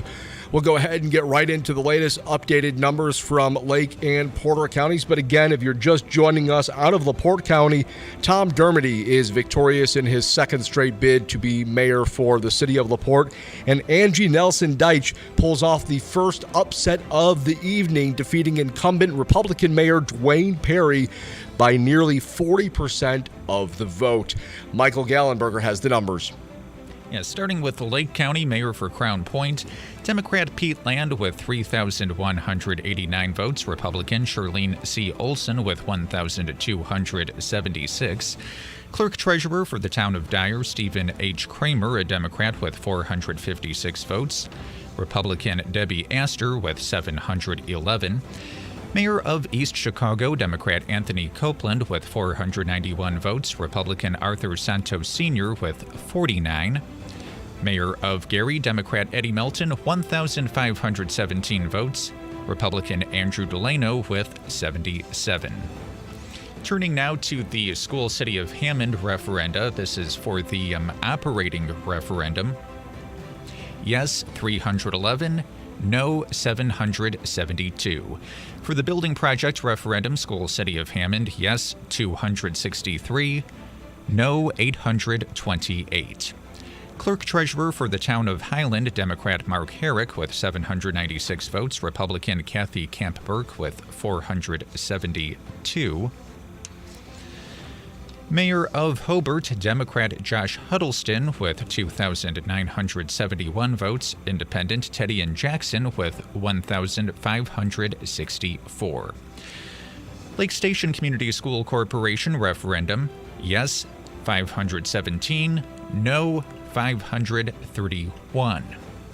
Lake Station Mayor, Democrat Bill Carroll, 819, Republican Benjamin Fontanez Jr., 501, Independent Javier Chavez with 84. Lake Station Clerk Treasurer Democrat Brenda Samuels with 883 votes. Republican Pat Silverthorne Alexander with 488. Clerk Treasurer for the town of Lowell, Democrat Elaine Anderson with 342 votes. Republican Jill Murr with 389. And another school referendum, this one for School City of Whiting. Yes, 24, no, 40. Now turning to the latest numbers from Porter County. For mayor of the city of Portage, Austin Banta, a Republican, 3,535. Democrat Sue I. Lynch, 2,418. Valparaiso, mayor, Republican John Castis, 4,061. Democrat Hannah Trueblood, 2,890. Looking at the Valpo City Council at-large race, there are, of course, 2 seats, at-large seats on the ballot. Right now, Republican Michelle Harris, 3,302. Republican Matthew Murphy, 3,100. Both trailing Democrats, Emily Hunt, with 3,435, and Elaine Capitan with 3,455. Another close race for Valparaiso City Council, looking at District 3, Republican Harris D. Peterson with 856, narrowly trailing Democrat Barbara Domer with 861. And a quick recap of the final unofficial results from LaPorte County. Mayor of LaPorte, Tom Dermody, with 1,543, a Republican. Democrat Ron Zimmer with 608. In Michigan City, Mayor, Republican Dwayne Perry with 1,463. Democrat Angie Nelson Deitch with 2,887. Libertarian Mike Walker with 148. You're listening to live election coverage here on 89.1 Lakeshore Public Media.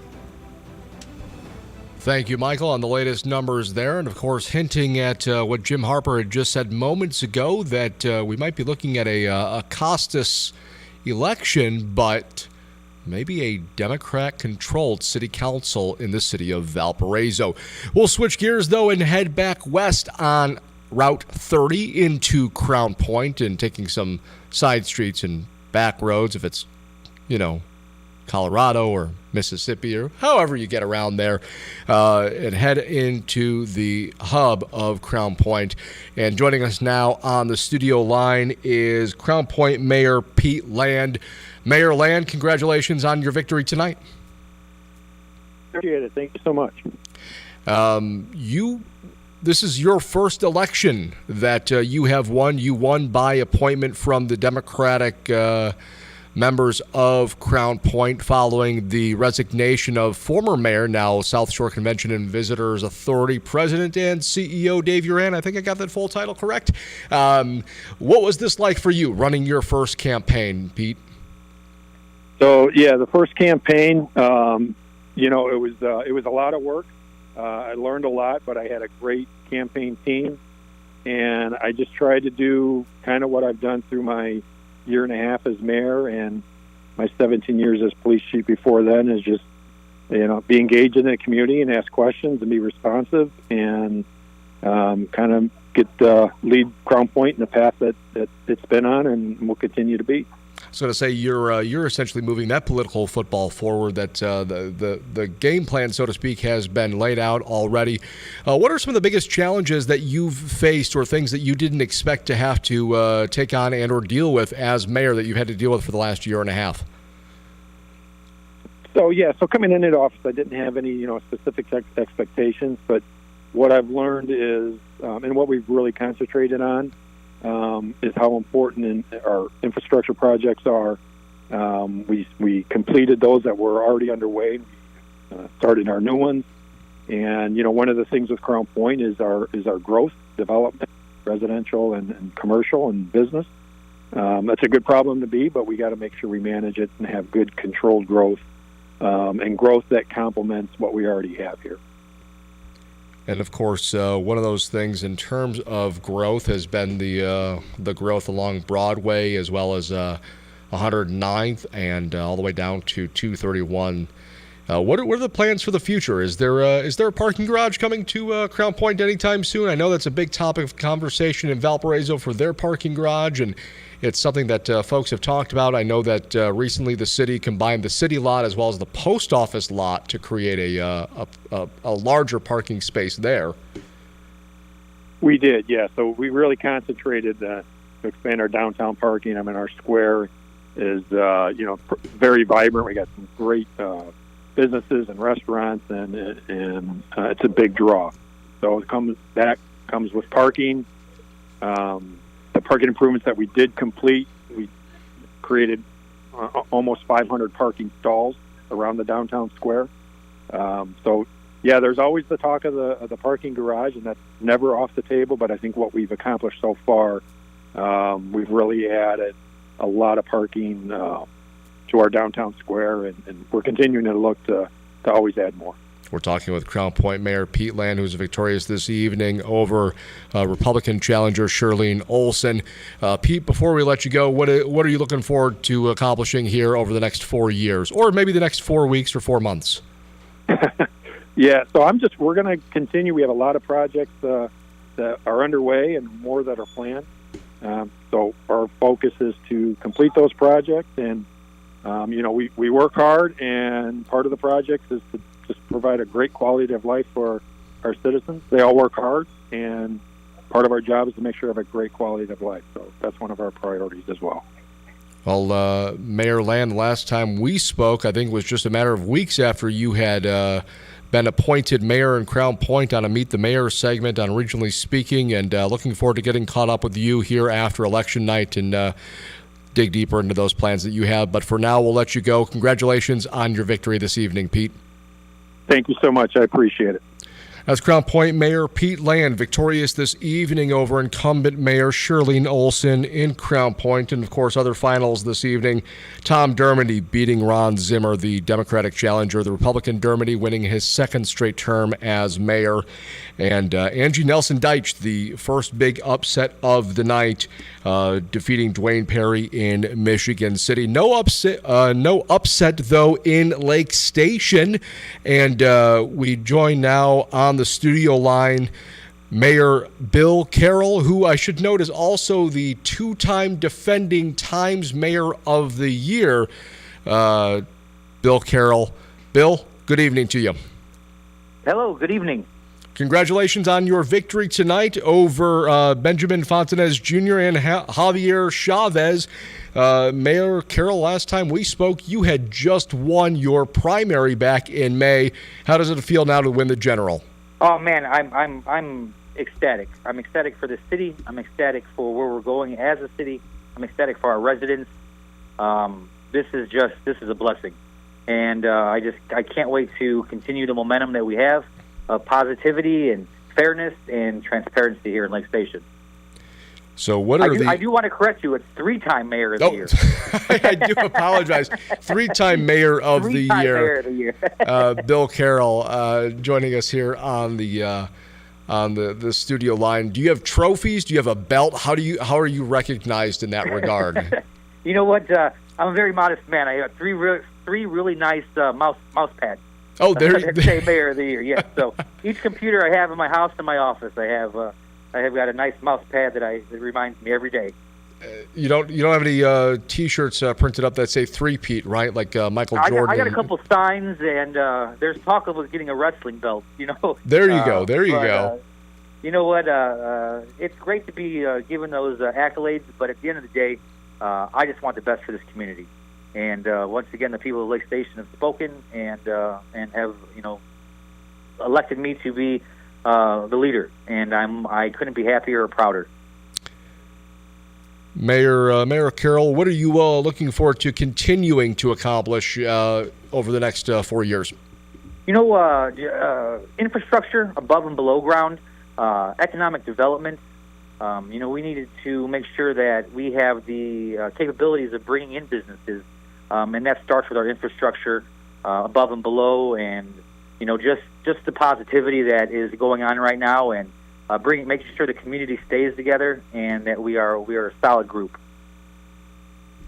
Infrastructure below ground, not something that's often talked about when it comes to conversations with mayors. I assume you're talking about water pipes and electrical work? Water pipes, sewers, lift stations, all that non-sexy stuff, that stuff has to be dealt with. And that stuff has to be done in order for us to continue moving to the next level and bringing in large businesses to our city.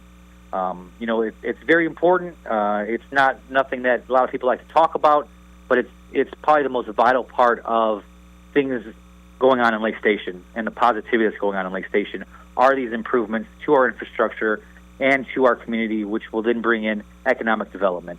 I know one of those talking points during the primary race and the primary debate that we held in partnership with the League of Women Voters of the Calumet area at the Lake Station New Chicago Library, of course, was getting a supermarket to Lake Station. Any talk, any further movement on that needle? You know what?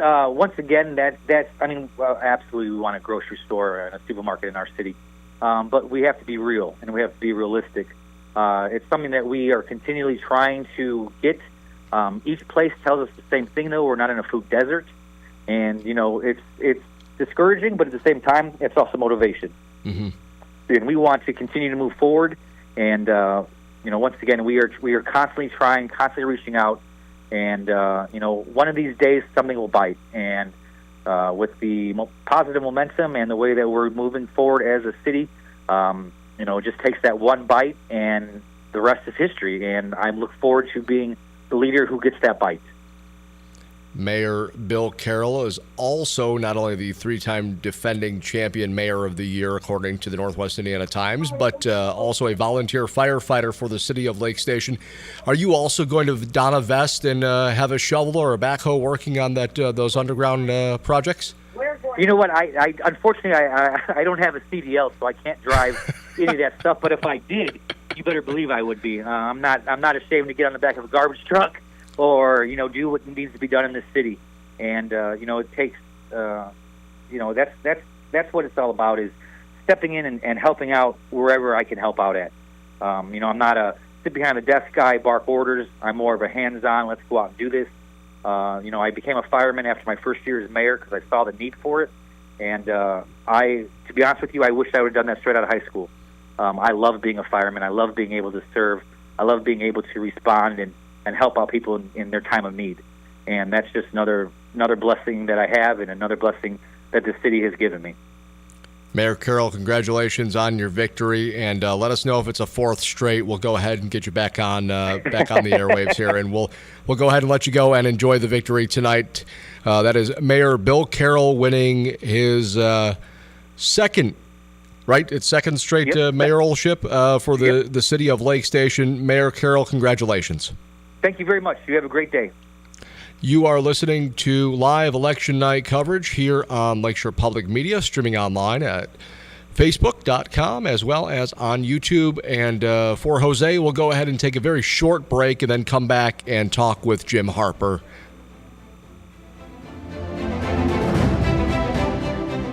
Indiana University Northwest. Become your best you and earn a powerful IU degree right here in the region. At IU Northwest, quality college education is affordable.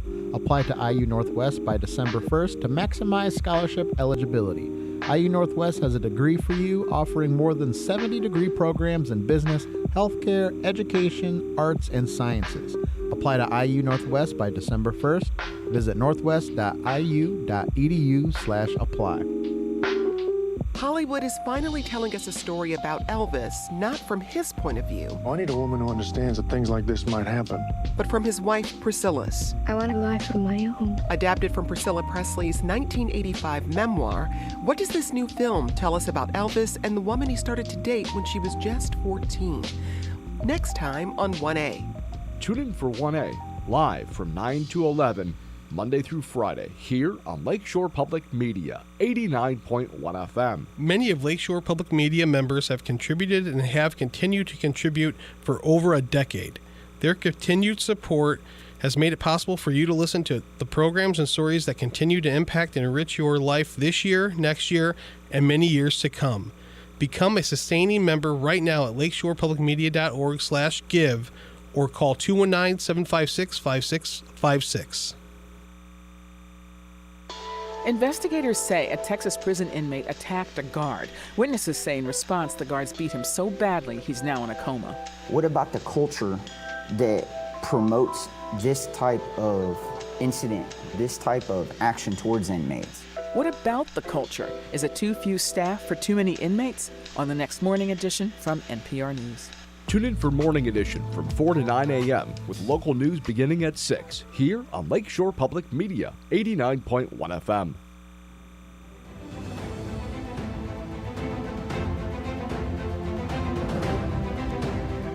Good evening. You're listening to live election night coverage here on Lakeshore Public Media. I'm Tom Malony. Joining me now on the studio Zoom line is Jim Harper. And of course, if you're just tuning in looking for numbers, the biggest races so far this evening, Tom Dermody has defeated his Democratic challenger, Ron Zimmer, and Dermody wins his second straight. Meanwhile, that's in LaPorte, and meanwhile in Michigan City, Democratic challenger Angie Nelson Deitch knocks off Republican incumbent Dwayne Perry this evening as the first big upset of the night. Maybe the only upset at the mayoral level, but we might be seeing some other ones coming through in the city council levels. We'll keep an eye on those races throughout the course of the evening as well. Meanwhile, in Crown Point, Mayor Pete Lamb, the Democrat, is victorious, as is Democratic Mayor Bill Carroll in Lake Station. Jim, good evening. Haven't talked to you in what feels like forever this evening here as we've been bouncing all around. We've, of course, heard the big stories coming out of LaPorte, but now some more numbers coming in. Crown Point's Pete Land and Lake Station's Bill Carroll also coming away victorious.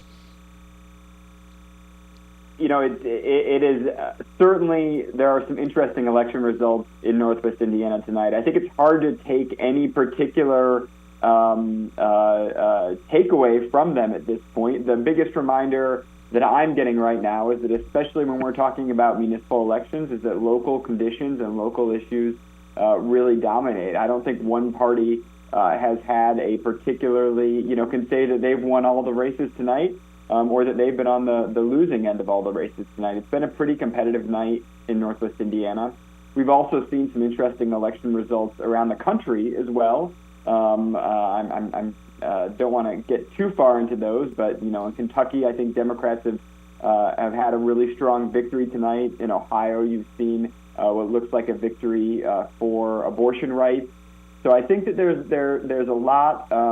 You're actually breaking that news to me and maybe to some of our listeners, because I've been in the studio here all night with the local stuff that I haven't really kept a pulse on what's happening at the national level and, of course, the Midwest level. I don't even know what's going on across the rest of the state. So ingrained right here into to Northwest Indiana. So I guess that is breaking news for me in that regard. Yeah, those are the results that I'm seeing online, and I think that. I think it's a reminder that, local conditions, as much as we have nationalized elections, and we do, and partisanship is a real strong draw for a lot of people, local conditions still do matter. If you have the governor of Kentucky, Governor Beshear, holding out, as I believe he's projected to do, in a state that Donald Trump won by, certainly by double digits, by many double digits, I think that sends a strong message that, the voters still are willing to split their ticket when they think it's appropriate.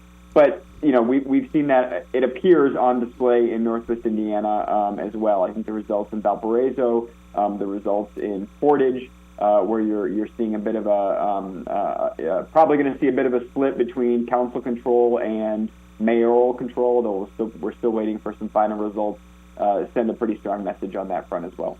So I should note that we actually, I talked about it via social media today, that I didn't vote. I also didn't vote in the primary elections. It's not because I didn't want to go out there and get my sticker. It's because I couldn't. I am part of the communities across Northwest Indiana that do include, as I pull up my list here, Griffith, New Chicago, St. John, Whiting, Hebron, Pines, These communities didn't have elections on the ballot, though we did talk about Whiting's school referendum. Last reports from Michael Gallenberger, it was trailing. But a lot of communities across the region, it's not the first time, won't be the last time, that there are uncontested races. And I understand you save money when you don't have elections from uncontested races. But at the same time, what do we lose by not having contested races at the local level? I think that some of the results tonight really put that on display, Tom. There are some results tonight that certainly have taken me by surprise a little bit.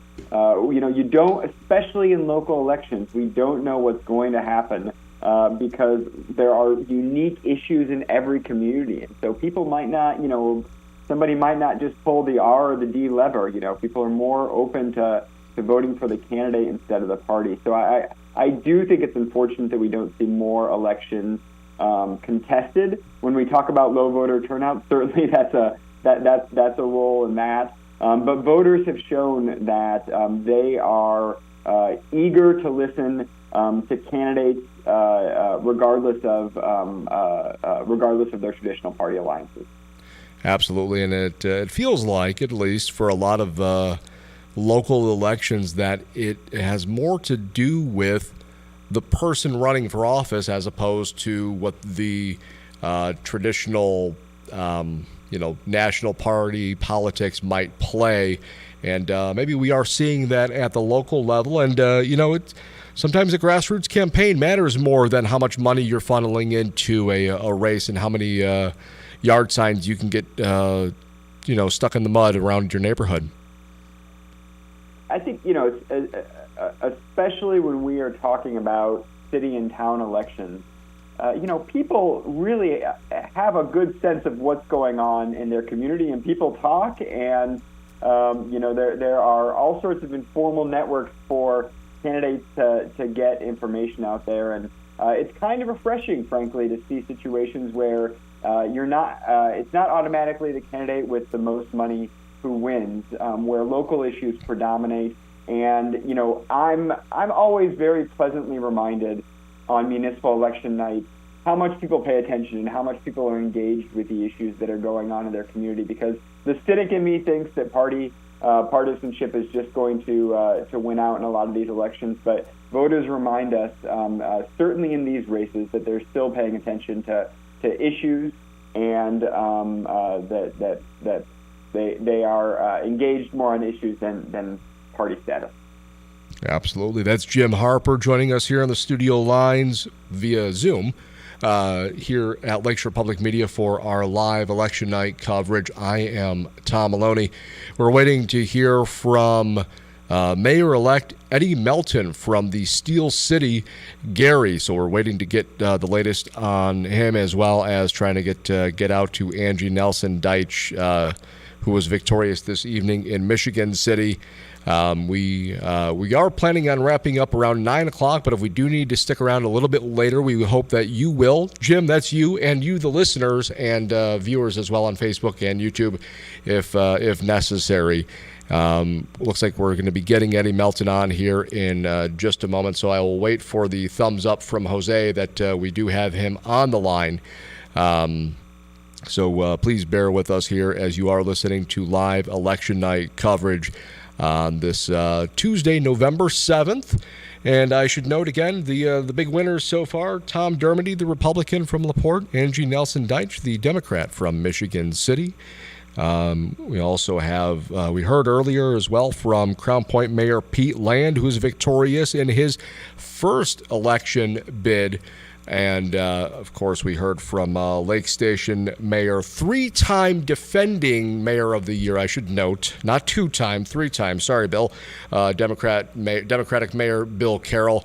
I'm told now we do have Eddie Melton on the line. Senator Eddie Melton, or is it Mayor-elect Eddie Melton? How would you like to be called, sir? Good evening. Eddie's just fine. Eddie's just fine. Congratulations, Eddie, on your victory tonight. And I should note, probably the biggest win of the night. The numbers came in early, and I think you were sitting at about 94% of the vote total, and they never really changed or wavered. Looks like the Steel City is on your shoulders. How does that feel? Well, it's definitely a tremendous responsibility, and it's an honor to serve the city of Gary. It's been an honor to serve as state senator for almost 8 years, the Senate District 3, which included several communities in Northwest Indiana. But you're right, this is going to be a tremendous hurdle, uphill, that we're definitely ready for. But like I said tonight to our supporters and those watching, it's going to take a collective push and galvanization of the community. My office and administration working collectively with the council, I'm able to share the vision that I have for the city to move us forward. Eddie, I have to admit, during the primaries, we absolutely loved every single track, every single song that was coming out. I don't think I had ever seen a political campaign that had so many songs for a candidate, and you all better get ready for Eddie. I think was probably playing on repeat in the studio for the longest time. I got to ask, where did that idea come from? We didn't get a chance to talk about it during the primary, so I figured I should probably ask you now. Was that your idea? Was it a campaign idea? None of it. That was from the people. That was from the people. Okay. We had individuals create their own songs to commemorate and celebrate our campaign, and I just appreciate each and every one of them. We know that music is a communication tool, and when used quickly and correctly, and I'm just proud of our community that use hip-hop, they use R&B, they use our culture to truly communicate the importance of voting. Absolutely. Eddie, what are the biggest things that you're going to look to tackle here as you take on the role of mayor? A few things I think is extremely important. Number one, we want to make sure public safety is the primary issue that we're going to ensure that our police officers have the tools and the resources that they need, the training that they need, the technology that they need to ensure that we police safely and smartly throughout the city and Gary to secure the 50-plus square miles. Addressing blight is a very critical issue. Senate Bill 434, which is the last piece of legislation that I was able to pass leaving the Senate, is going to kick us off and give us the foundation to start tearing down a lot of the blighted structures in Gary. Mm-hmm. Based off the resources we were able to garner from the wagering tax increase from the state, as well as the support of the Northwest Indiana RDA. So we have a myriad of issues. There's no one issue that we're going to be able to just tackle alone. Again, it's going to take a collective, but we're going to lay out a vision in the next couple of weeks. We're going to take a tour throughout the city and share the vision that I have, ask the citizens to help us prioritize these issues based on the resources that we have, and so we can tackle these issues in a more strategic way. And one question for you, probably more of a housekeeping question. How does the transition work for you now? Are you still a state senator until you're inaugurated as mayor, and then you step down, or do you have to step down beforehand? And then how does the selection process go to fill out your term? Well, we have an opportunity to speak with Leader Greg Taylor, and when the time is right, I will relinquish my seat.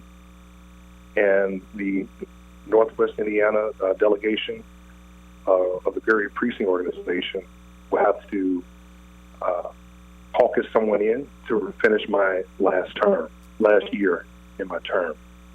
I feel very confident that we have some individuals that will be very, very good, that we're able to navigate the world of Indianapolis and Indiana Assembly, and we'll be able to be strong and lay down another foundation similar to what Senator Rogers has done for me and that I have done for this individual. So I'm sure that it will be announced pretty soon. Mayor-elect Eddie Melton joining us here live on Lakeshore Public Media. Eddie, congratulations on your victory this evening, and we wish you and the Steel City the best of luck. Thank you so much. God bless. All right, that's Eddie Melton, the soon-to-be former state senator here in Northwest Indiana, will now become mayor-elect following tonight's victory in the general elections. And that's, of course, just another a big race called there. But it was a race that was not too unsurprising, Jim, something that we saw from the moment the first batch of ballots were released. And, of course, Eddie Melton, a very, very popular individual, not only in Gary, but really across Northwest Indiana. Remember, a few years ago, he had the exploratory committee with Jennifer McCormick about the possibility of running for governor at the time. He pulled back on that and stayed on as a state senator. But he's got that down I-65 State House experience that not every mayor can go ahead and bring to the table, and knowing how to get those state dollars, those government dollars, and be able to work across both sides of the aisle to make things happen.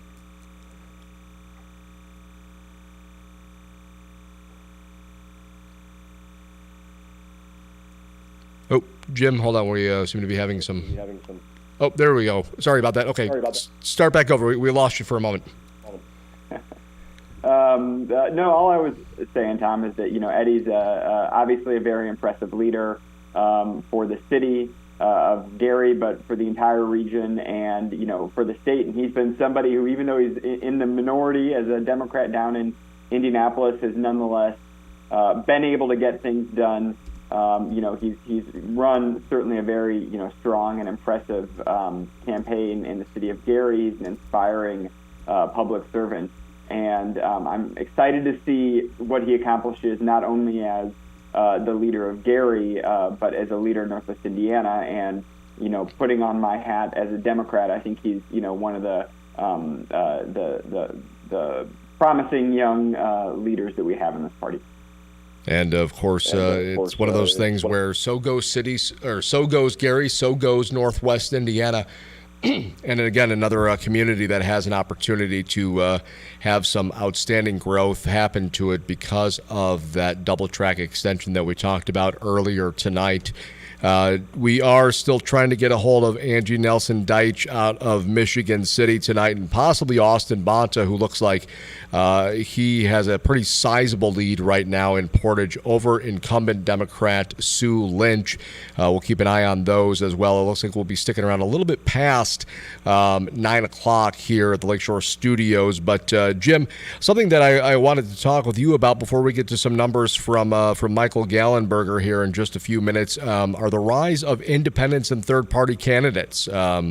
By my count, there's been over a dozen independent and third-party candidates across the region running from everything from mayor, including in Lake Station, where Bill Carroll was victorious, in Portage, in Harper, where it looks like Josh Huddleston is probably going to come away with the victory there, to city council races, including Hobart and Porter.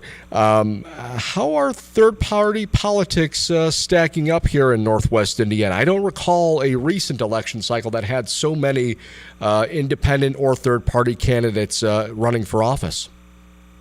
Yeah, Tom, that's something that kind of stuck out to me as well. I don't think we're going to see any independents, or third-party candidates, at least in major races, prevail tonight, but you have seen several file and in some cases, pick up a significant chunk of the vote.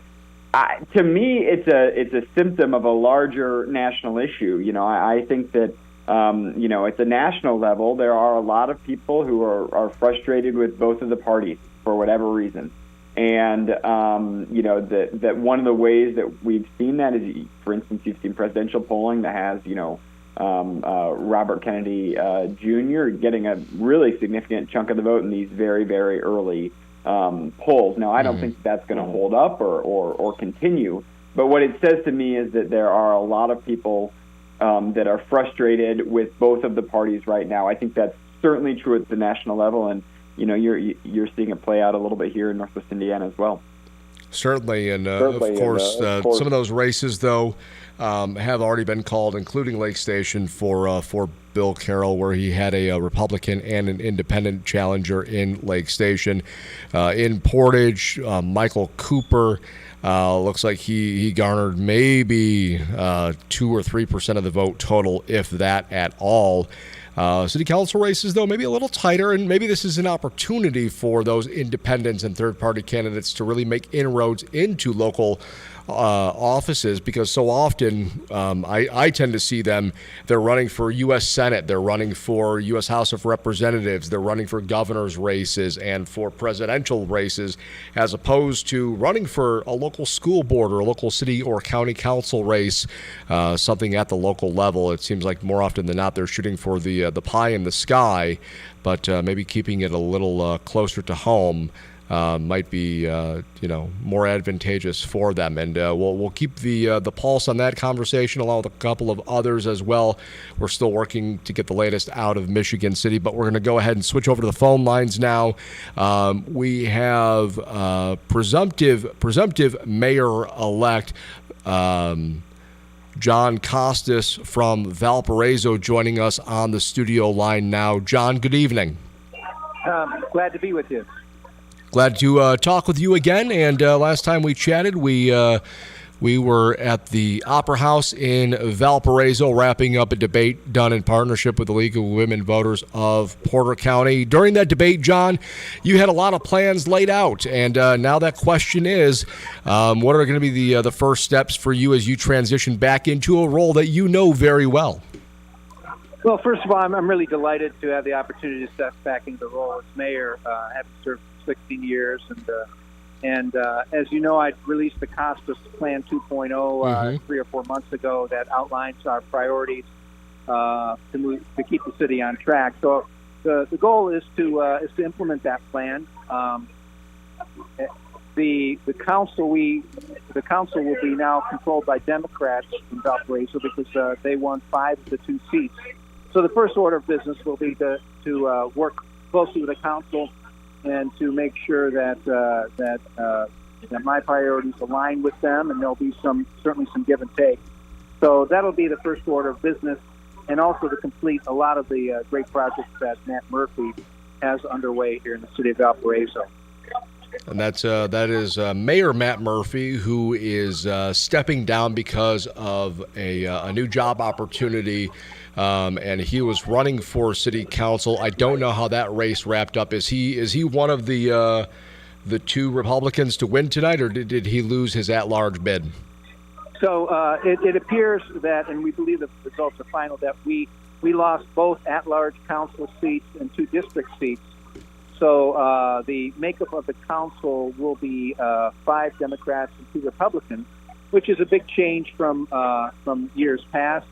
And so I will adjust to that and work with our duly elected council persons and look forward to forging the way forward with them here in the next 4 years.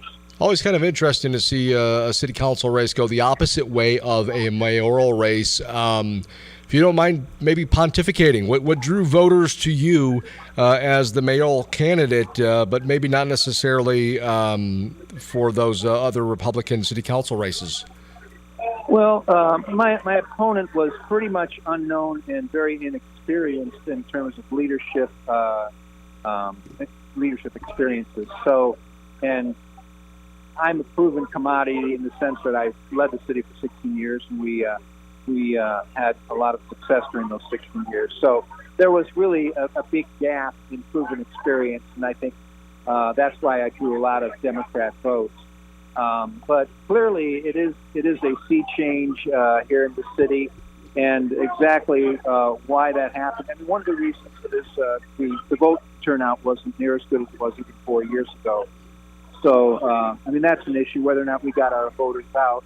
But I'm sure there are other reasons, and I think we'll be, thinking hard about what the reasons for change are and being responsive to the voters. As you transition back into the role of mayor again, this will be your 5th term as mayor, though not consecutively. It was 4 straight before you stepped down. Mayor Matt Murphy, victorious 4 years ago, but now he steps down, and you are taking back the mantle of mayor of Valparaiso. And John, we wish you the best of luck over your next 4 years at the county hub there in Porter County. Congratulations on your victory this evening. Thank you. Nice talking with you. Have a good evening.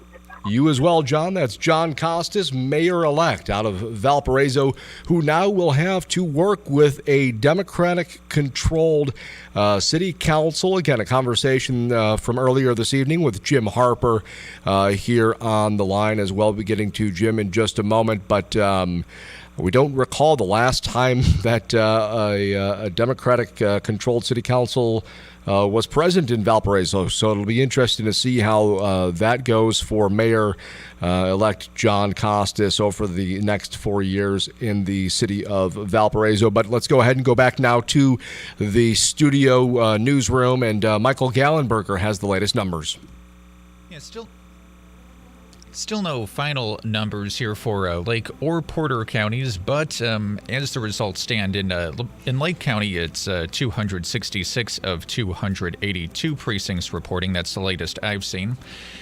The mayor of Crown Point, Democrat Pete Land, 3,189 votes. Republican Charlene C. Olson with 1,276. City judge for Crown Point, much closer race, Democrat Betsy Lucas Barnes with 2,137 votes. Republican Kent A. Jeffers with 2,305. Clerk Treasurer for the town of Dyer, Democrat Stephen H. Kramer with 1,009 votes. Republican Debbie Astor with 1,566. Mayor of East Chicago, Democrat Anthony Copeland, 1,325. Republican Arthur Santos Sr. with 219. Mayor of Gary, Democrat Eddie Melton, 6,336 votes. Republican Andrew Delano with 312. For the Hammond School referendum, for the operating referendum, yes, 1,844, no, 4,573. For the building project referendum, even a bigger gap, yes, 1,526 votes, no, 4,902. Clerk Treasurer for the town of Highland, Democrat Mark Herrick, 2,579. Republican Kathy Camp Burke with 1,847. For the mayor of Hobart, Democrat Josh Huddleston with 3,002 votes. Independent Teddy and Jackson with 1,568. Lake Station Community School Corporation referendum, yes, 517, no, 531. Again, that's a margin of 49 to 51%. Mayor of Lake Station, Democrat Bill Carroll, 819 votes. Republican Benjamin Fontanez Jr., 501. Independent Javier Chavez, 84. Clerk Treasurer for Lake Station, Democrat Brenda Samuels with 883 votes. Republican Pat Silverthorne Alexander, 488. For the clerk treasurer for the town of Lowell, Democrat Elaine Anderson with 366 votes. Republican Bill Murr with 416. In the Whiting School referendum, yes, 259, no, 391. Turning now to races in Porter County. Again, these are not quite the final results at this point. For mayor of Portage, Republican Austin Banta with 3,535 votes over Democrat Sue Lynch with 2,418, and Green Party candidate Michael C. Cooper with 64. Portage Clerk Treasurer, Republican John Harrison with 2,878. Democrat Elizabeth Terzai Modesto with 3,112. Now going through some of the city council races for the city of Portage. For the at-large seats, again, 2 will make it onto the city council. 4 candidates. Republican Melissa Weidenbach with 2,847. Democrat Ferdinand Alvarez with 2,887, and Democrat Debbie Podgorski with 2,789, as well as Brent W. Wright with 2,108. Again, if those results stand, Deb Podgorski would lose her seat on the Portage City Council. For City Council District 1, Republican Anthony Wire, 412 votes, with incumbent Democrat Gina Geis-Hurst leading with 503. District 2, Republican Bob Parnell with 636 votes, Democrat Pete Trinidad Jr. with 609. District 3, Republican Victoria Gresham with 774, Democrat Joetta Collins with 666. District 4, Republican Penny Ambler with 469, Democrat Brian M. Gully with 376. Again, incumbent Democrat Brian Gully trailing in that race. Council District 5 for the City of Portage, Republican Teresa Childers with 756 votes, narrowly trailing incumbent Democrat Colin Zilli with 769. Turning back to the city of Valparaiso for mayor, Republican John Costas with 4,061 votes, Democrat Hannah Trueblood with 2,890. Some of the council races, though, much closer. For the at-large race, again, two make it to the council. Michelle Harris, a Republican, with 3,302. And current mayor, Republican Matt Murphy with 3,100 votes. Both of them are trailing Democrats Emily Hunt with 3,435 and Ellen Capitan with 3,455. For Valparaiso City Council District 1, Republican Lori Simon with 298 is trailing incumbent Democrat Diana Reed with 399. District 2, Republican Maddie Whaling with 498 votes is trailing incumbent Democrat Bob Cotton with 858 votes. Valparaiso City Council District 3, Republican Harris D. Peterson, an incumbent with 856 votes, is just trailing Democrat Barbara Domer with 861. District 4, the incumbent Republican Jack Papillo with 1,119 votes has a comfortable lead over Democrat Lance Raphael with 689. In Valparaiso City Council District 5, Republican Peter M. Anderson, an incumbent with 774 votes over Democrat Carmen C. Collins with 587. And a quick review of the LaPorte County races for Mayor of LaPorte, Republican Tom Dermody with 1,543 votes over Democrat Ron Zimmer with 608. And for Mayor of Michigan City, Republican Dwayne Perry with 1,463 votes, Democrat Angie Nelson Deitch with 2,887, and Libertarian Mike Walker with 148. You're listening to live election coverage on 89.1 Lakeshore Public Media. Michael, if we can, really quick, can I get the latest numbers for the Hammond operating and construction referendums there? I think the numbers may be on the floor here. Okay, Hammond referendum. For the operating referendum, the yes votes are 1,844, no 4,573. Wait, the no is what again? 4,573. 4,573 on the operating, and then the construction? Construction, yes, 1,526, no 4,902. And do you have the Lake Station operational referendum in front of you? Lake Station, I'm sure I do. I don't know which of these papers it is. Well, we'll get those numbers get them back. Throw them in the chat if you can. A little behind the scenes, but still nonetheless pretty surprising there on the operating and construction referendums for the school city of Hammond. I do have the Lake Station numbers. Yep, go ahead, Michael. Go ahead. Yes is 517. No is 531. Again, that's a percentage gap of about 49 to 51%. Yeah, pretty close there. So we'll keep an eye on the rest of those referendums throughout the remainder of the evening. But right now we're going to go ahead and switch over now to the phone lines. And we've got Mayor-elect out of the city of Hobart, Josh Huddleston. Josh, I think we're going to call you Mr. Bricky from now on. Congratulations on your victory tonight. Hey, thank you, guys. I appreciate it. How does it feel to go ahead and take home the win in your first run for mayor?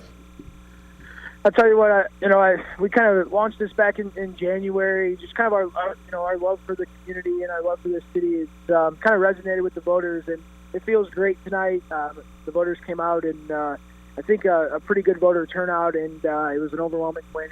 And we're happy and proud of the campaign we ran, and just happy to be able to lead the city that I love. And the last time we had a chance to talk was during the Hobart mayoral debate at the First Unitarian Church in Hobart, done in partnership with the League of Women Voters of the Calumet area. So as always, thank you for participating in that. What is the biggest thing that you're going to look to accomplish here as you transition into the role of mayor? Yeah, you know what I think right now is the Route 30 corridor is super important to the not only the vibrancy of the city of Hobart, but the region as a whole. I think we got to look at the city of Hobart as kind of that linchpin in the middle that kind of connects Lake and Porter County, and just kind of utilizing that area as kind of an economic driver. So we're going to look to invest in the Route 30 corridor and literally use that as an anchor to allow us to invest in other parts of the community. Yeah, it's pretty interesting how similar the city of Hobart as well as Valparaiso is. We just heard from Valpo Mayor John Costas moments ago, who is the presumptive victor this evening. He'll be embarking upon his 5th term as mayor. But the city of Valparaiso, of course, they have their own Route 30 corridor as well as their own downtown and then their own Route 49 corridor. So they've got a lot of different areas of economic growth and availability. Hobart, very similar, has the Route 30 corridor. Of course, so many people think it's Maryville, but a lot of it actually does belong to the city of Hobart as well as downtown Hobart. How will you as mayor sort of marry those two areas together to be able to get those working together for the city?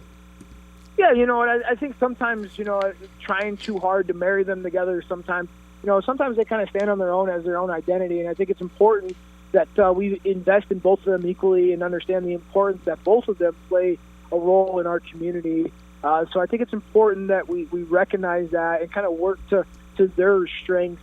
Our downtown kind of creates that hometown Hobart feel, where the Route 30 creates that kind of a bigger city feel. And sometimes trying to marry them doesn't necessarily make sense. So just making sure that they're able to stand on their own accords and kind of fuel each other. I would love to get more people from the Route 30 corridor into our downtown to support our small businesses, and obviously vice versa. And that's something that we're going to be tasked with. As you alluded to, the Maryville mailing address does lend a, it is kind of a, people think it is Maryville, but it is actually Hobart. So just kind of, from a marketing standpoint and from just an outreach standpoint, just letting people know that is Hobart. And just kind of investing out there to make it sustainable and keep those values sustainable, as we're seeing with the South Lake Mall tax appeal. We got to make sure that Route 30 corridor does stay, because as that goes, our city goes, and I think that's an important piece of this puzzle. It certainly is. And of course, one of those other pieces downtown is the availability of housing, as well as the issue of the buildings downtown. How will you as mayor look to go ahead and tackle the issues with blight and buildings that seem to be the infrastructure issues that seem to be happening there? Yeah, you know what? I think over the last 8 years since I've been a part of the council, we've kind of made an investment in kind of the infrastructure downtown, and we're seeing the investment right now. We have lots of buildings that are looking to be occupied, lots of inquiries on our buildings. We've done a really good job of removing some of the buildings that maybe weren't very, in compliance with code. So we've done a lot of positive things, and if you take I encourage everyone to take a walk down our lakefront. It's really making a huge comeback. The last 8 years has really, you can see the investment, that both public and private partnership, and we think that's the best way to make this work, is both public and private, and we're seeing that kind of come to fruition. We're getting lots of inquiries on lots of parcels, lots of businesses in our downtown. And I should note this message just popping up from your challenger, Teddy Jackson, quote, I just got off the phone with Mayor-elect Josh Huddleston. I congratulated him on earning the mandate of the people by winning this election. I congratulated him on a race well ran and sent congrats to his family, friends, supporters, and volunteers. Thank you to everyone who participated in these elections. Thank you for keeping this race clean and dignified. Hobart won tonight. Democracy won tonight. Thank you, Teddy and Jackson. Josh, I must say that you and Teddy probably ran the cleanest, nicest campaign I think I've ever seen. So much so that you two actually hugged on stage during the debate. It was a moment for sure that will live forever in my head, especially when it comes to local debates, local elections, to be able to see two candidates with opposing views and different visions, but nonetheless wanting the best for their home city. So again, congratulations to you on your victory tonight, as well as a clean and well done campaign during this political season. Tom, if I could comment on that, honestly, I'd appreciate the opportunity to say a couple words on Mr. Teddy Jackson. Go ahead. We ran an absolute clean campaign, and I have the utmost respect for him, his wife Josephine, and his entire family, and all of his campaign workers. I think Hobart tonight, and over the course of the last 11 months, set the example for what politics and running for office truly should be. It was really, truly a gentleman's race. We stuck to the issues. We stuck to the things at hand. It was a clean race.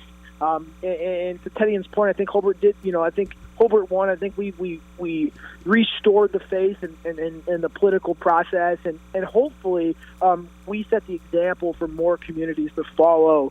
I think it's something that is needed. I think it's something that should be done, and I think it's something that the rest of the communities across the county and the state and country can emulate there. Josh, thank you so much for your time this evening, and of course, congratulations on your victory tonight. Mayor-elect Josh Huddleston, Mr. Bricky himself, congratulations. Hey, thank you very much, Tom. Appreciate you guys.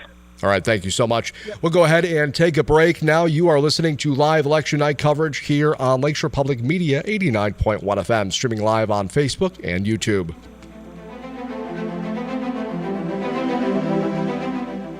Indiana University Northwest. Become your best you and earn a powerful IU degree right here in the region. At IU Northwest, quality college education is affordable. Apply to IU Northwest by December 1st to maximize scholarship eligibility. IU Northwest has a degree for you, offering more than 70 degree programs in business, healthcare, education, arts, and sciences. Apply to IU Northwest by December 1st. Visit northwest.iu.edu/apply. Hollywood is finally telling us a story about Elvis, not from his point of view. I need a woman who understands that things like this might happen. But from his wife, Priscilla's. I want a life of my own. Adapted from Priscilla Presley's 1985 memoir, what does this new film tell us about Elvis and the woman he started to date when she was just 14? Next time on 1A.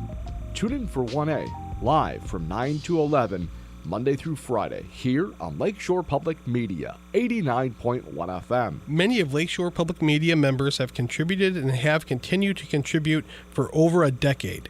Their continued support has made it possible for you to listen to the programs and stories that continue to impact and enrich your life this year, next year, and many years to come. Become a sustaining member right now at lakeshorepublicmedia.org/give or call 219-756-5656. Investigators say a Texas prison inmate attacked a guard. Witnesses say in response the guards beat him so badly he's now in a coma. What about the culture that promotes this type of incident, this type of action towards inmates? What about the culture? Is it too few staff for too many inmates? On the next Morning Edition from NPR News. Tune in for Morning Edition from 4 to 9 a.m. with local news beginning at 6 here on Lakeshore Public Media, 89.1 FM. Welcome to live election night coverage here on Lakeshore Public Media, 89.1 FM. I'm Tom Malony. Joining us throughout the course of the evening via Zoom has been Jim Harper, and as well as Lee Morris. So we want to thank Lee Morris, who signed off earlier this evening, giving us the first breaking news and big story of the night. Angie Nelson Deitch upsetting incumbent Republican Dwayne Perry in Michigan City. And the now other biggest story of the night, right down the road in Portage, Republican challenger Austin Bonta has defeated Democrat incumbent Sue Lynch. We now have Mayor-elect Austin Bonta joining us here on the studio lines. Austin, good evening. Good evening, Tom. Thanks. It's great to hear from you again. You as well. Congratulations. You and I have spent a lot of time together over the last several months, including debate back in the spring. We spoke as well during the May primary night, debate just a few weeks ago for the fall general election, and now speaking with each other on general election night. Congratulations. How does it feel? Hey, thank you so much. Oh, are you there? Can you hear us? Hey, yeah, sorry. There's a call coming in, so first I heard the beep. I apologize. Gotcha. How does it feel tonight to come away with that victory?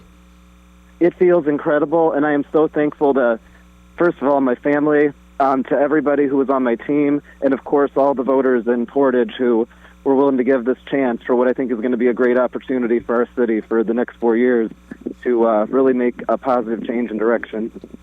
Yeah, it's definitely a city that has had to overcome a lot. Of course, we remember the tow truck scandal of about 6 years ago at this point. Former Mayor John Cannon taking over. Mayor Cannon then losing to Sue Lynch. Sue Lynch having to take on a lot in terms of financial and fiscal responsibility to get the city back to a solvent point. What are your plans now to help grow the bankroll for the city of Portage and increase and be able to bring more, amenities as well as things to the residents of Portage? Yeah, so it's going to start with we need to update our comprehensive plan for our city for the first time in what'll be 15 years, bringing in residents, bringing in community stakeholders and partners to identify the economic, but as well as the social, just the community goals and how we're going to achieve them for a 5-year plan. And we're also going to address some of the, I don't mean to say the low-hanging fruit, but some of the issues that we've had in Portage that have been roadblocks for business success, such as complications in our zoning map, extra hoops in our approval processes, getting that streamlined. This is going to be a administration that is positive when it comes to growth, positive when it comes to business development, and I believe that in the long run, that's going to be what generates the tax base that we need to get Portage on the long-term path to financial success as a city, and then turn that over to provide the best infrastructure and services to our residents. And during the day today, we actually reran the 3 debates from the primary season, from the general election season, and listening in, and I chuckled remembering that all the firefighters that were there. So I have to ask, are you going to be getting them taller ladders and sharper axes and shinier trucks now? We are going to make sure that as a city, we are listening to all of our city employees, responding to the needs of their departments. I appreciate the support that I have from so many of our city employees, but I can totally tell you that I appreciate the support, the faith that our Portage firefighters put in, to me and into this campaign. I mean, they were out in full force, from this morning to this evening. Every polling place had at least 2 to 3 firefighters there, along with our campaign volunteers. You could tell because the firefighters were in yellow and our campaign volunteers were in black, and so it was a great combination throughout the city today. Well, it looks like it's going to be a good combination for the city of Portage moving forward. Austin, congratulations on your victory this evening. We wish you the best of luck, and hopefully we'll be chatting with you again soon as you get your feet settled in this new role. But right now, you are officially the mayor-elect, defeating the incumbent Sue Lynch. Congratulations on your victory tonight, Austin.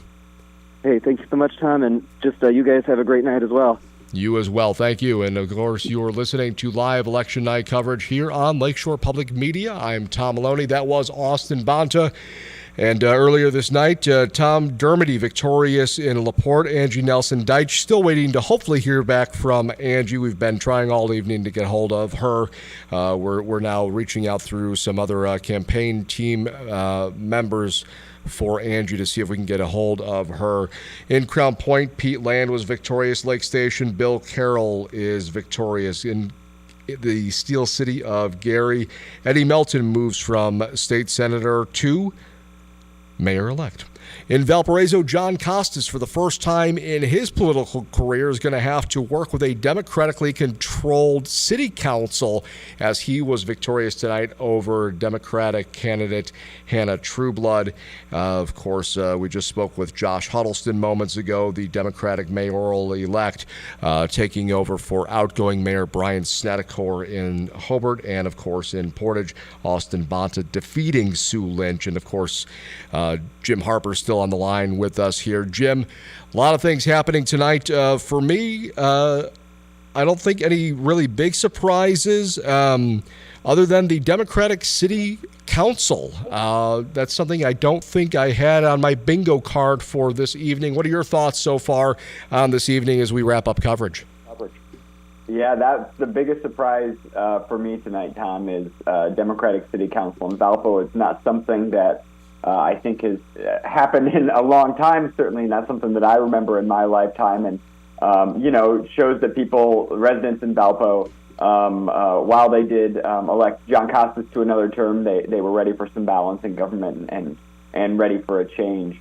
We saw a couple mayoral offices flip control either way tonight.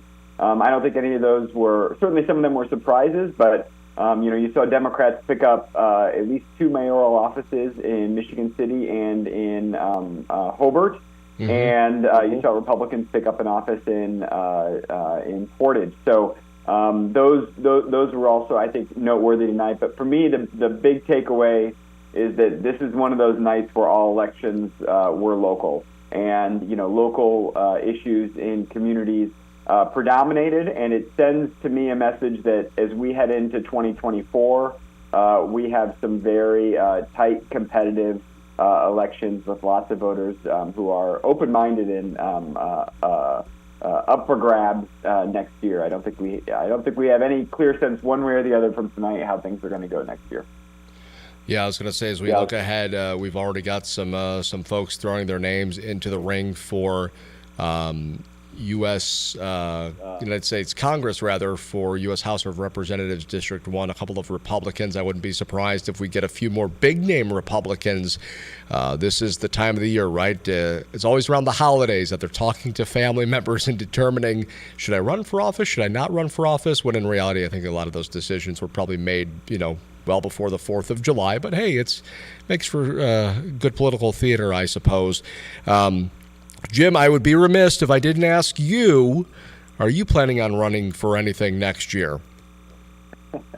I like being on the program, Tom. This is much more fun than being a candidate, and the pizza's better. So, no, I don't have any plans to, who knows what the future holds, but I enjoy talking about the elections in this moment in my life more than being a candidate. All right, Jim, I want to thank you so much for joining us here during our live election night coverage. I know I've kept you on about 30 minutes longer than we initially planned, so thank you so much. We'll go ahead and let you out of work 30 minutes early tomorrow. How about that? We appreciate your time this evening, and hopefully we'll be able to catch back up in the near future. All right, you take care. Thank you. Thank you.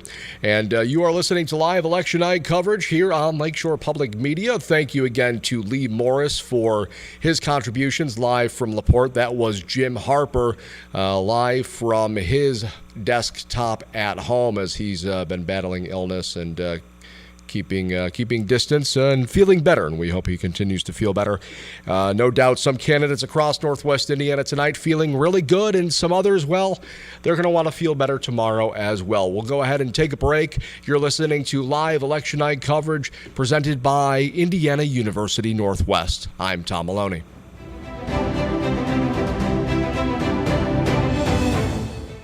Indiana University Northwest. Become your best you and earn a powerful IU degree right here in the region. At IU Northwest, quality college education is affordable. Apply to IU Northwest by December 1st to maximize scholarship eligibility. IU Northwest has a degree for you, offering more than 70 degree programs in business, healthcare, education, arts, and sciences. Apply to IU Northwest by December 1st. Visit northwest.iu.edu/apply. Hollywood is finally telling us a story about Elvis, not from his point of view, I need a woman who understands that things like this might happen. but from his wife Priscilla's. I want a life of my own. Adapted from Priscilla Presley's 1985 memoir, what does this new film tell us about Elvis and the woman he started to date when she was just 14? Next time on 1A. Tune in for 1A, live from 9 to 11, Monday through Friday, here on Lakeshore Public Media, 89.1 FM. Many of Lakeshore Public Media members have contributed and have continued to contribute for over a decade. Their continued support has made it possible for you to listen to the programs and stories that continue to impact and enrich your life this year, next year, and many years to come. Become a sustaining member right now at lakeshorepublicmedia.org/give or call 219-756-5656. Investigators say a Texas prison inmate attacked a guard. Witnesses say in response, the guards beat him so badly he's now in a coma. What about the culture that promotes this type of incident, this type of action towards inmates? What about the culture? Is it too few staff for too many inmates? On the next Morning Edition from NPR News. Tune in for Morning Edition from 4 to 9 a.m. with local news beginning at 6 here on Lakeshore Public Media, 89.1 FM.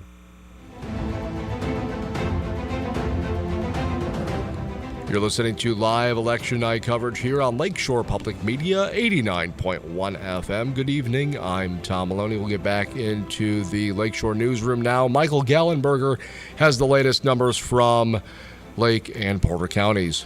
And still with 266 of 282 precincts reporting in Lake County, Mayor of Crown Point, Pete Land, with 3,189 votes. Republican challenger Shirlene C. Olson with 1,276. Crown Point City Judge Democrat Betsy Lucas Barnes with 2,137 votes. Republican Kent A. Jeffers with 2,305. Dyer Clerk Treasurer Democrat Stephen H. Kramer with 1,009 votes. Republican Debbie Astor with 1,566. East Chicago Mayor Democrat Anthony Copeland with 1,325 votes. Republican Arthur Santos Sr. with 219. Gary Mayor Democrat Eddie Melton with 6,336. Republican Andrew Delano with 312. School City of Hammond referendum. This is the operating referendum. Yes, 1,844. No, 4,573. For the School City of Hammond building project referendum, yes, 1,526. No, 4,902. For the Highland Clerk Treasurer race, Democrat Mark Herrick with 2,579 votes, Republican Kathy Camp Burke with 1,847. For the Mayor of Hobart, Democrat Josh Huddleston with 3,002 votes, Independent Teddy and Jackson with 1,568. And a special note for Hobart City Council District 2, Democrat Mark D. Cara with 575 votes over Independent Tom Lounges with 401. For the Lakes Station School Corporation referendum, yes, 517 votes, no, 531 votes. Lake Station Mayor Democrat Bill Carroll, 819. Republican Benjamin Fontanez Jr. with 501, Independent Javier Chavez with 84. Lake Station Clerk Treasurer Democrat Brenda Samuels with 883. Republican Pat Silverthorne Alexander with 488. For the Clerk Treasurer for Town of Lowell, Democrat Elaine Anderson with 366 votes, Republican Jill Murr with 416. Munster Clerk Treasurer Democrat Jeff Toonstra with 1,913. Republican Wendy Miz with 3,574. For the Whiting School referendum, yes, 259, no, 391. Turning now to Porter County results for the Mayor of Portage, Republican Austin Banta with 3,535 votes. Democrat Sue Lynch with 2,418, and Green Party candidate Michael C. Cooper with 64. For Portage Clerk Treasurer, Republican John Harrison with 2,878, Democrat Elizabeth Turzai Modesto with 3,112. For the City Council seats in Portage, for the two available at-large seats, Republican Melissa Weidenbach with 2,847, Democrat Ferdinand Alvarez with 2,887, Democrat Debbie Podgorski with 2,789, and Brent W. Wright with 2,108. Portage City Council District 1, Republican Anthony Weyer with 412, Democrat Gina Geis-Hurst with 503. Portage City Council District 2, Bob Parnell, Republican, 636 votes, Democrat Pete Trinidad Jr., 609. District 3, Republican Victoria Gresham with 774 votes, Democrat Joetta Collins with 666.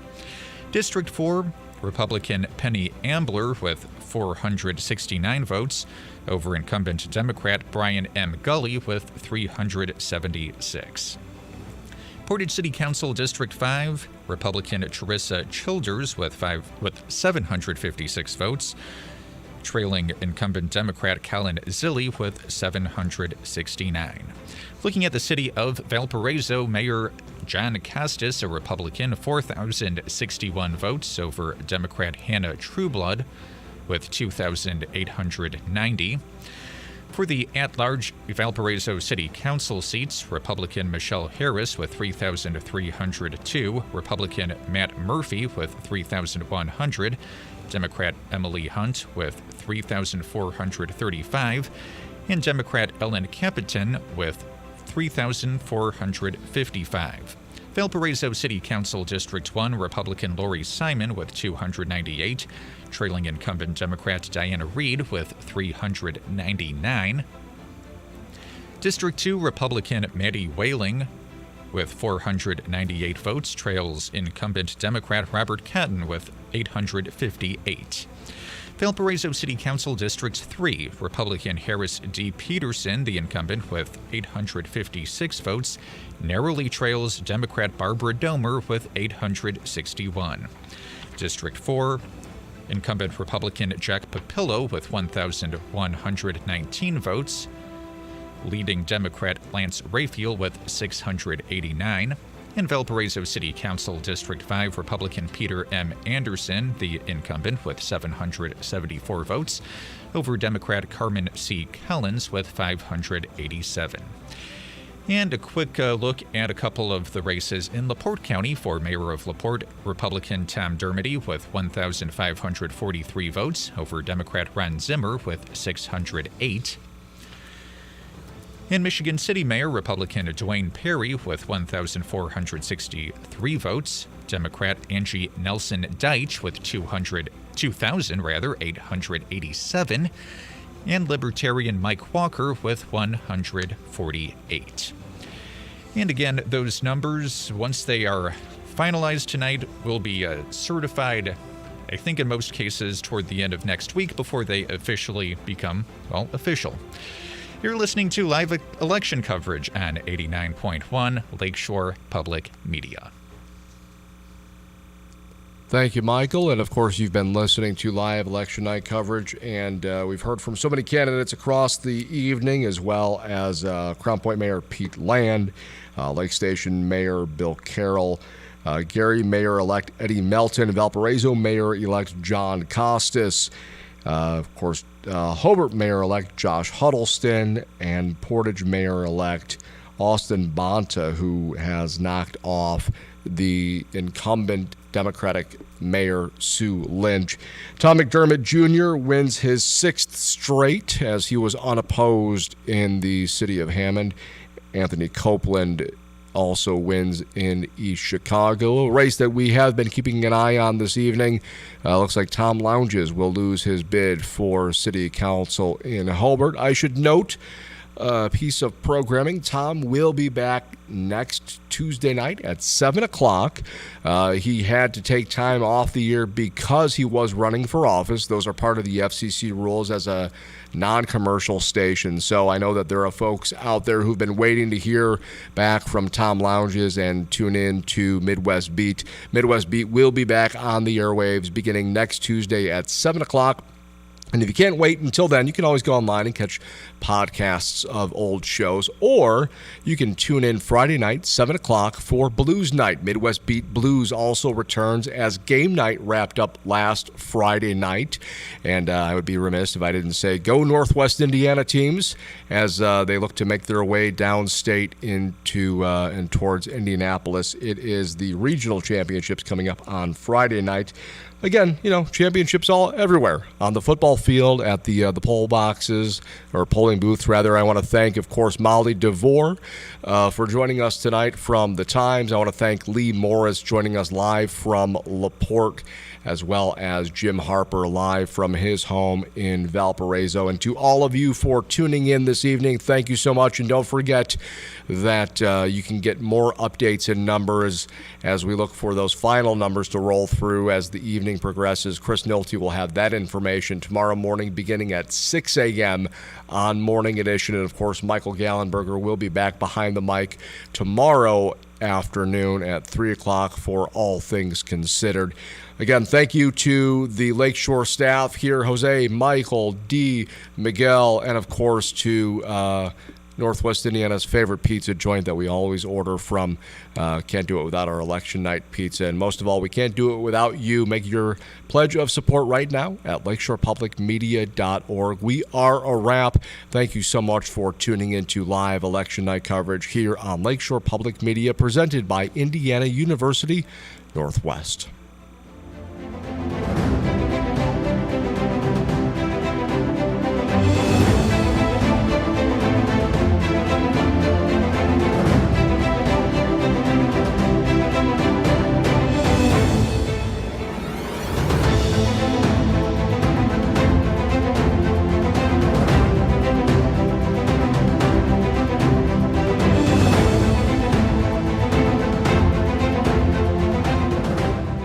Indiana University Northwest. Become your best you and earn a powerful IU degree right here in the region. At IU Northwest, quality college education is affordable.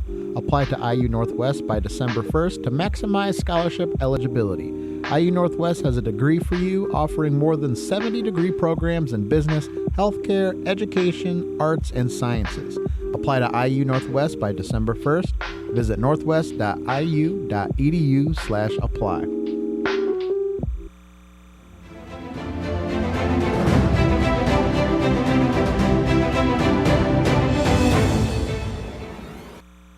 Hollywood is finally telling us a story about Elvis.